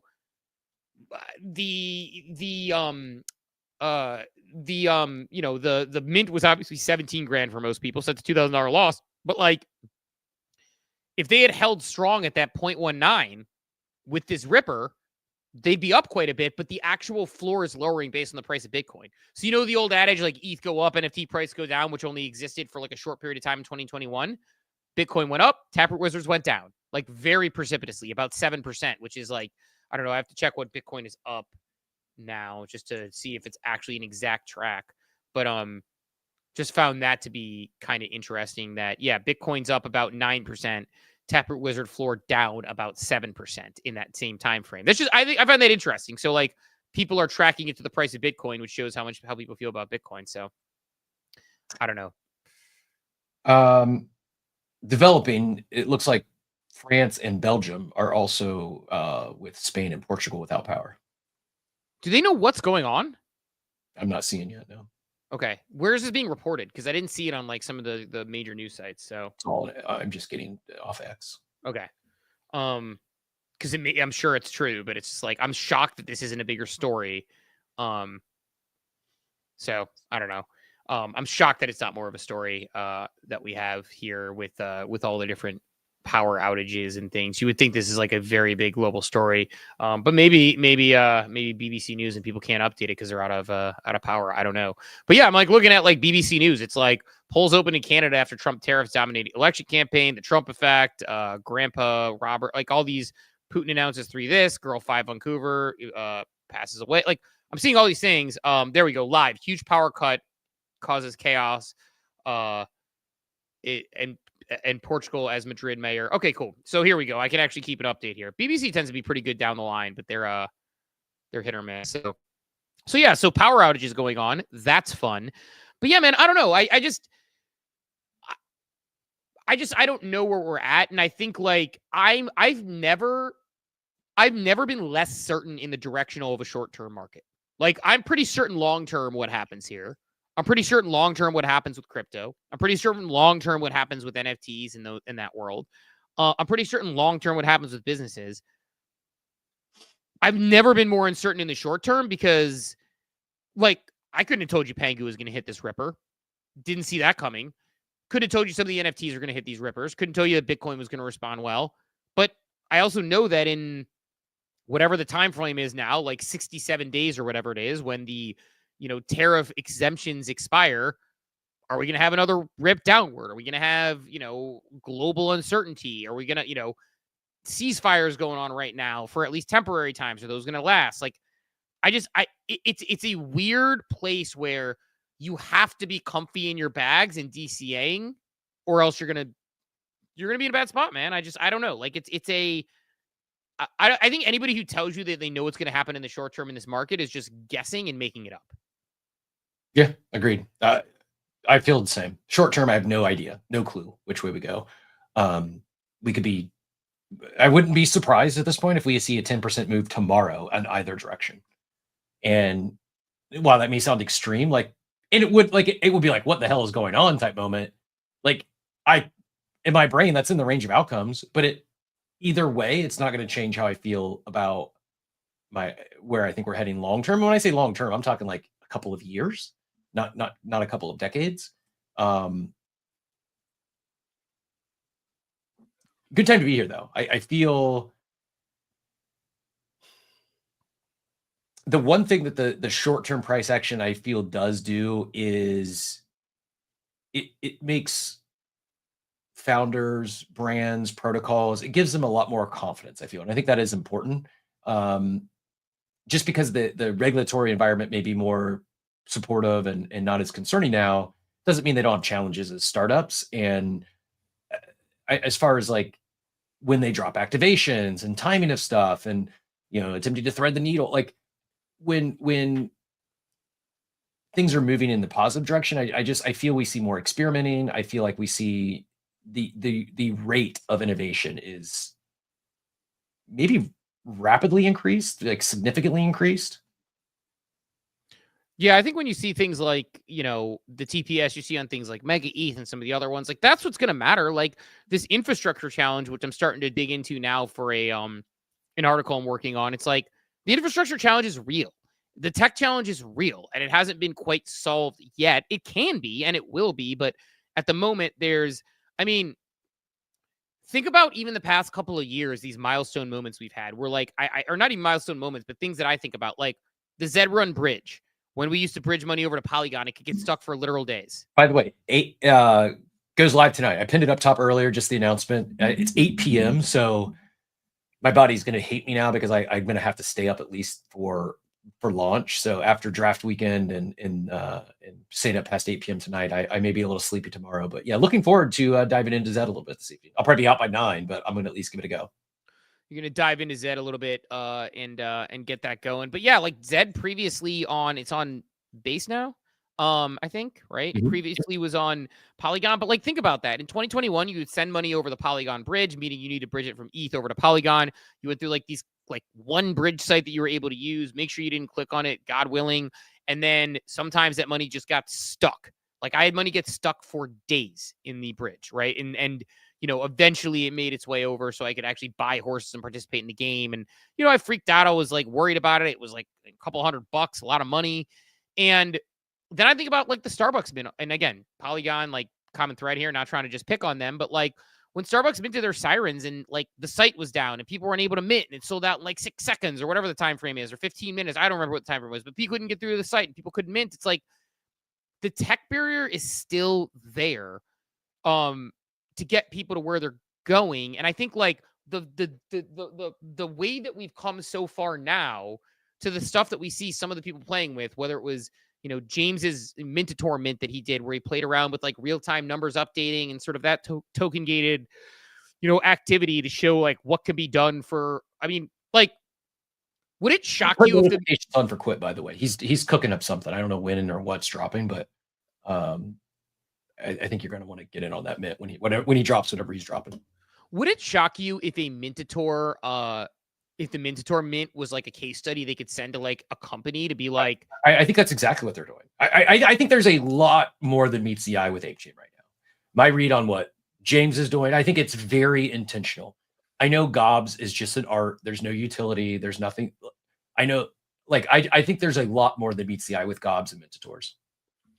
Right. Like, that's kind of my thought as well, is like, I think like Mintators as an example, like, I know people are like, oh, like it's you know, it's a, you know, like people kind of like, oh, pixelated art. Haha, here for the art. It's like, well, sure, but there are people who are here for the tech. And, you know, it was a real-time updating mint site that had various types of token gating that showed in real time who was minting from which token gated piece based on what asset they held in real time. They were able to mint in a variety of different ways and a variety of different things. Like, it's like you send that to a company to be like, hey, you want people to work with you? Like, we can give, you know, you're like, you could have a situation where if you're Nike and you wanted to drop the new Jordans, it's like, you know, people who own a certain number of Jordans that you chipped and a certain number of LeBrons that you chipped and a certain number of Stephs, but maybe the people who own the Paul George shoes, they don't get in, like whatever. Like, you could do that very simply and have the real-time updates of the mint as people are going through. And I think that idea of like the token gating across multiple things that are minting is more than people realize. And I think that's what gets me excited about this, about when we had the conversation and, you know, Von Frunten and Vongo with Connected Clothing won the, you know, the ApeCon Builders Conference, which again, thankfully we're not involved in. So it's not like, oh, your friend just won the money. It's like, nope, the judges unrelated to us picked them to go on and picked them to win. I think like that sort of stuff. It's like people are experimenting on chain, and there's only a matter of time to those experimentations and those applications. Like people like got it. I saw some weird takes on the Mega ETH game where the sort of Frogger game, they're like, okay, they created Frogger on chain. Cool. I'm like, I don't think the point of this is that they're saying the future of gaming is the Mega ETH Frogger game. I think the point of this is to show off what the technology is able to do on chain, which is very different, which is giving people the opportunity to say, like, you don't have to sacrifice the things that matter most here. So I don't know. Like, I think Web3 technology was a trade-off at one point. And I think we're increasingly seeing it not be a trade-off. And that's what I think a lot of these people are experimenting with. That's actually a great call. It used to be a trade-off. Now, not only is it not a trade-off, like in many cases, it actually is a legitimate real enhancer. It doesn't come with the trade-offs. It doesn't come with the baggage. It just makes what you're doing currently better in many instances. And I do hope to bring it all together. I do hope many of these big brands that entered maybe a little early before it was all there, I hope they give it another run. And yeah, Diablito says another art tech mint coming, the one from Quit. Whether it's that experimenting we're seeing on ApeChain, whether it's the Zed restart over on Base, like I'm rooting for a lot of these brands because there's so much here that I feel that it was other powers attempted to stifle this space for so many years, and I feel we've broken out of that. And it's odd that it's rarely talked about. It's rarely, like, everyone from regulatory standpoint, so much of what we wanted to see, like, every day there'd be people dunking on Gary Gensler. I haven't seen one post on crypto Twitter about people talking about the new SEC chairman who's pro crypto. Like, it's everyone talked about the doom and gloom from a regulatory standpoint. No one's talking about the good stuff. Is this just my perspective? Do you agree with that? Yeah, I think you're right. I think you're on the right track there. I think you're on the right track there. And I think like, yeah, like it's like we don't see people talking about Paul Atkins, like, and he's pro crypto. It's like, so I think like it's a weird like spot to be. And again, I made this point before with, I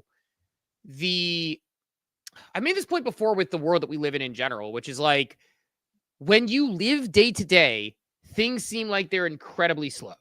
Things seem like they're not moving. Things seem like they're bad. You have the nuances. You understand it. You get sort of very caught up in your own world. I think when you zoom out, like we're going to be in a couple of years and like friends and family and people will be like, man, who maybe didn't even know you're in this world that hard. People will be like, man, crypto's really snuck up on us, huh? And we'll be like, yeah, snuck up on us over the course of, let's say 3 years from now. I don't know, like I was in crypto in 3 years from now. I've been in crypto for a decade plus in some capacity, maybe not full time, but like certainly like in it. And I think like there's this, I don't know, like I think like we feel like iPhones have been around forever. When did the iPhone come out? 2006? 2007? Yeah, 2007. Like ask a 40-year-old when it came out. They think 2007 is last year. They're like, really? It came out then? So I think we like sometimes maybe misestimate this and the timing on this. And I think we're going to blink. It's going to be infrastructure layer for things we do. It's going to be digital money and how we send things. What was hilarious, actually? I was at dinner with a friend on Friday night for his 40th birthday. And we were talking about Ethereum and layer 2s. And I was explaining the nuance of them because they're pretty open-minded.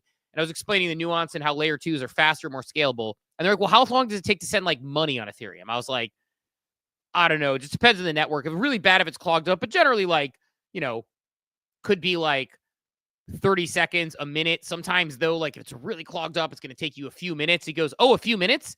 When I send money from my bank, it takes like 6 days. And I was like, I appreciate you saying that of all people who's not involved in crypto and holds no crypto, but like immediately they even grokked the ability to send money quickly when I'm talking about Ethereum, which is so slow to most people. And most people are like, Ethereum can't scale because it's slow and it's secure, but it's slow and it doesn't work. And like, it's a dinosaur chain. Then I tell someone else, like, yeah, if I was sending something over the Ethereum network, it's going to be like maybe a few minutes if it's taking a really long time.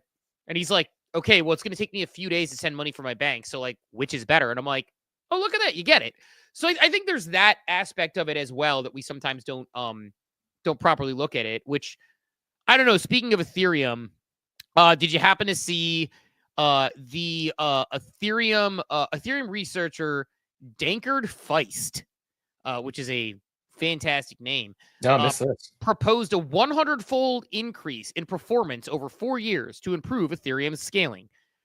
I'm all for improvements, but are we at the point where we should just let ETH be ETH and like eventually the layer 2s, like, are we just trying to make these improvements for the actual chain or are we making it for the price? I don't know. I don't know. I really don't know. Like to remain competitive, I'm sure ETH has to upgrade some, and the fact that it can is good. But it seems to me, at my untechnical brain, that it's just would be fighting a losing battle if that's the route it goes. Right? Like, why is it trying to not? It's never going to catch up with Solana or Mega ETH or its L2s. It's always going to be lagging in terms of performance. So why not just why try to play that game? This would be my initial thought. I don't know if that makes sense or not, but it's just like they're never going to win that game. Right? That's kind of my point. It's like, okay, so like to make an analogy, have you seen this the founder of Whoop? I shared a video from the founder of Whoop in the War Room. You might have missed it, but like founder of Whoop had this video pop up that went kind of viral recently where they're like, why don't you just have a freaking clock on the Whoop? Mm-hmm. And he goes, well, we started thinking about it, but we don't want to compete in the watch market. He's like, and if we compete in the watch market, like then we have to do all sorts of other features. And then also I found that people who do start to get in this world start to get into scope creep. Like, is an Apple Watch a fitness device? I don't know. He's like, and he sort of said, I just want to focus on the thing that we do extremely well and be relentlessly dedicated to building the best connected fitness device that you can wear on your wrist. It gives you the best information, the best data. I don't want to put time on it. I don't want it to be a text message checker. I want it to be a device you wear. And he basically talked about like the perils of like getting lost in that. And I thought it was a pretty good point. And I think with ETH, there's probably a, discussion to be had there about like maybe with ETH, you don't need to try to be Solana. You just need to be ETH. Solana is Solana. You know, like you have layer 2s. Why doesn't ETH just be ETH? Maybe I'm like completely, I'm not on the technical layer of the blockchain by any means. So somebody far more technical could tell me if I'm crazy in this take. But I'm not saying they shouldn't scale, like improve for the purposes of what ETH is, but like, I guess to some people, they want them to compete on price. I don't know, man. I'm not like, I don't know if they improve their performance 100x. Okay. You're still lagging. Like, I just don't know if that's the answer for positive price action. I don't know. When has people ever looked at the tech and been like, that's what I'm going to get the positive price action? The tech is awesome. Yeah. Couldn't be me. Yeah. I mean, I would love that, but I don't know. Like, at what point is it like, that's not the answer? So I don't know. That's my take on it. But I don't know, man. Like, so I just saw that and I thought it was interesting. And I'm like, why are you trying to, like, to your point, why are you trying to compete in something that is not your realm to compete in? Is just kind of my take. I don't know. That's kind of my list for the day. I know we're 9:45, but any other things you want to hit on, or we can let people get out of here early on their Monday. And I know we got Tuesday coming down the pike, but any other things you want to hit on? We got Brad coming up for a quick technical explanation here, so I appreciate that. We'll give him the mic, and then we can wrap after that. But I would say this: tomorrow is not only is it Tuesday, not only is it Clawfee with Captain Steve. Tomorrow is going to be the big winner. So tomorrow, someone in Clawfee with Captain is going to be our first big win. The RNG gods are going to bless us because it's show 888. And I'm not into astrology too much or magical numbers, but I also respect pumps, and I respect 888 as a lucky number. So tomorrow, lucky number show 888 falls on Clawfee with Captain Day. If you haven't yet hit the reminder for the show, please do so. I'll pin it all the way up to the top. It's on the right. I'll pin it all the way up top to the left as well. And tune in tomorrow because someone is winning big on Clawfee with Captain. Yeah, let's do it. So, Brad, am I just like being a total like smooth brain here? Are you gonna put me in a body bag? Like, should ETH just be ETH? I don't know. No, like I want to point out that there's no correct answer. No one knows the answer. No one's right. No one's wrong. Whatever. The justification or the reasoning behind this is one, like it is price action. Like that's what you're talking about, right? Value accrual, because everyone has been scaling Ethereum. Like there's all this work going into it. There's L2s, there's all this shit, right? But the ETH asset's not doing awesome. So people are reviewing that and saying, well, shit, why? Like what's the purpose of that? The collective thought is that execution, which is, where users interact, right? Like the fees that you get from MEV and like activity is where a lot of value accrues, and some of these moneyness properties that ETH was trying to go for actually comes from, right? Which means you got to preserve some users. So this initiative, Donkrod is like, he's been someone who's been very vocal on like we don't need to push everyone to L2s. Ethereum needs to be its own chain. It needs to be strong. It needs to be its own thing. We need to scale it. I agree with you guys that it shouldn't try to be a Solana, but Ethereum has some properties that no other blockchain has, right? Credible neutrality. It survived an attack from the literal government of the United States trying to censor like Tornado Cash transactions, right? Decentralization. It's got the largest node distribution in all of blockchain. Like it's got all of these amazing properties, right? Liveness, it's never gone down. So preserving those things while also being a inhabitable home for users and for applications is, in my opinion, probably the best way that ETH, the asset, is going to be value accretive, right? How it's going to continue to go up and be something that's sought after. Because if you solely rely on these other chains to like make ETH money, make ETH good, like, or useful, whatever, like there's a lot of like countervailing forces of just like incentives for these chains to not make ETH valuable, right? Because they have their own tokens, they have their own ecosystem, they take their own fees, right? And like through their sequencers and stuff. So this is just a little bit of an initiative to say, hey, ETH should own some section of use cases because of all those properties that it is clearly number one at, and it should preserve those things and then still be the best blockchain it can be while keeping those things. And then like you get a credibly neutral like settlement layer for like nation states to actually come and interact on stuff like that. Let's say so they it's just pull, like a reinvigoration of that. Let's say they pull this off and it's they see 100x improvement in performance. What does that what impact does that have to the L2s, if any? Yeah, I mean, so this specifically doesn't do much for them, right? If you're literally just, because this is block gas, so this is just like how many like concurrent transactions can it handle before prices go up. So I mean, it makes it cheaper for them a little bit, but they're not actually paying much anyways. They don't really do a lot of that. Do you see less Ethereum, L2 activity though? Like if it's cheaper to transact on ETH, do you see less of a need for these L2s? Like would yeah, right? For sure. Like I've been tweeting this, like it's a really contentious topic because it's like, oh, like everyone's tried to ignore that L1, like the Ethereum mainnet and all the chains on top of it are actually kind of competing on some verticals. Everyone's like doing this kumbaya shit. But like, yeah, 100%. Like if Ethereum is the place where something is the best place, like that user is not going to be on both Ethereum and Base at the same time for the same transaction, right? Like it's going to one of those two chains. And if you do it on Ethereum, 100% of the fees or the money that's paid to like interact go to Ethereum validators. It goes to Ethereum the network. It goes to EIP 1559, which burns Ethereum. Like all of that stuff actually happens if it happens on mainnet. If it happens on Base, if it happens on Arbitrum, if it happens on Mega ETH eventually, right? Like you're getting maybe 5% of that back to ETH the token and then straight up burn or value accrual or money spent. So it's going to take from them. But my position is that like if an L2 would not exist or will go under solely because Ethereum is something that is competitive and is like the best place for something, it probably didn't deserve to exist in the first place. Right? Like it's a marginal improvement that like did not belong. It's not a value add or feature add to the ecosystem. It's just like a clone that exists out there to basically leech off of what Ethereum was doing. It's interesting. I guess off the top of your head, what, like, if you were just answer the question, what value do these L2s bring to users? Like the asset? To users, like what are they? If it's not performance alone,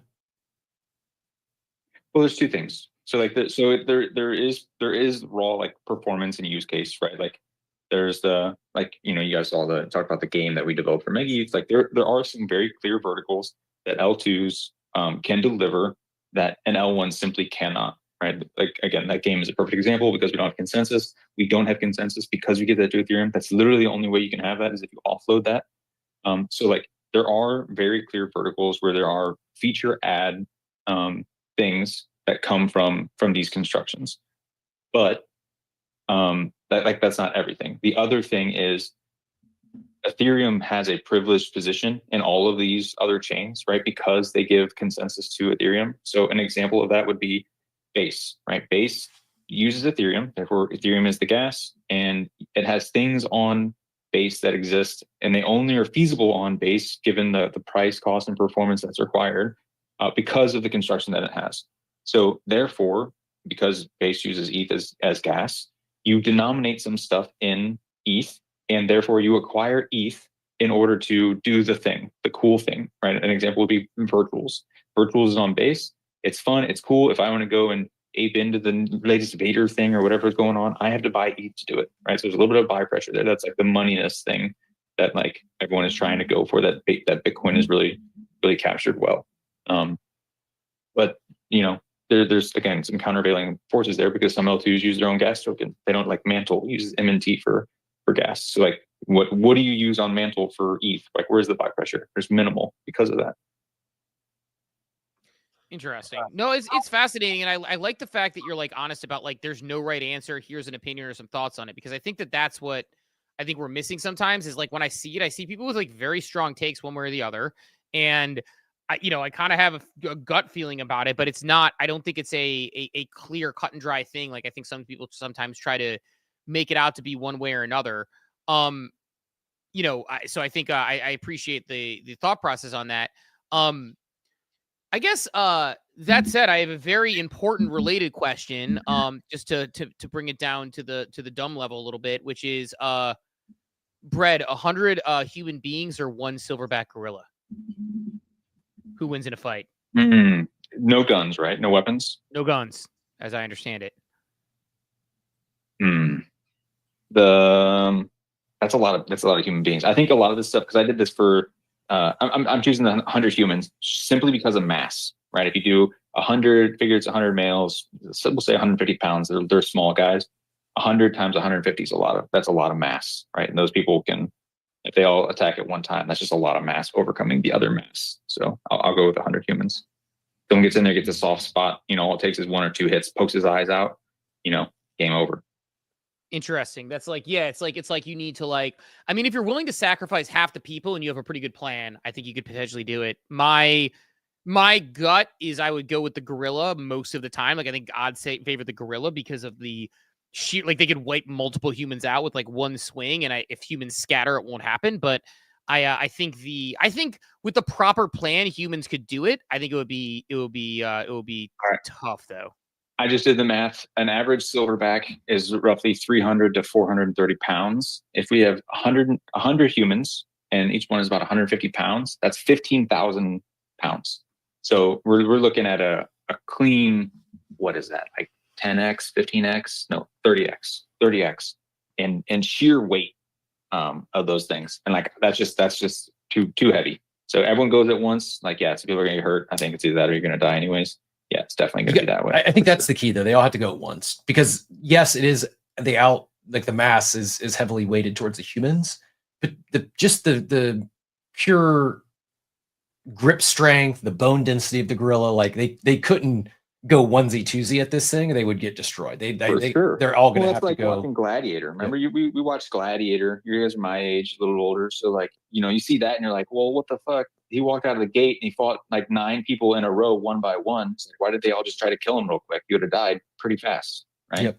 Cut him once, leg goes down, he's hurt, game over. Same thing. Yeah, they get a mob him. I mean, Mike Tyson he tried to pay a zoo to fight a gorilla once. They wouldn't let him. It just also depends on the humans. The 100 humans is a pretty big variable there. You give me 100 Mike Tysons, it's a landslide for the humans. 100 of me and Steve's, it's going to be a question. Yeah, it's gonna be bad look for the humans against the gorilla in that one. He's an ape, right? He's got some under bits. He's got eyeballs, right? You just take 1 or 2 people to get in there and get the soft spot. Game over.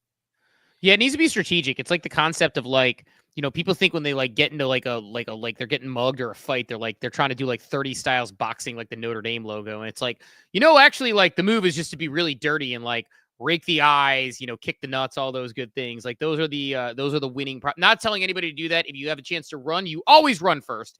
But I just think a lot of people get lost in the sauce with these sort of things and thinking you're gonna box up a gorilla one by one and just run at him one by one like it's a Ninja Turtle movie where everybody just walks up and fights Donatello one by one. The man's got a stick. It's I don't know, man. Just maybe just run all at once and call it a day. But yeah, I think hand-to-hand combat, if 100 rushed at once, they could. I think you're right. I think circumstances there, but the memes of it are hilarious. All the people finding the gorilla stuff, they're gorilla after beating 100 people, and it's this big inflatable gorilla walking down the street.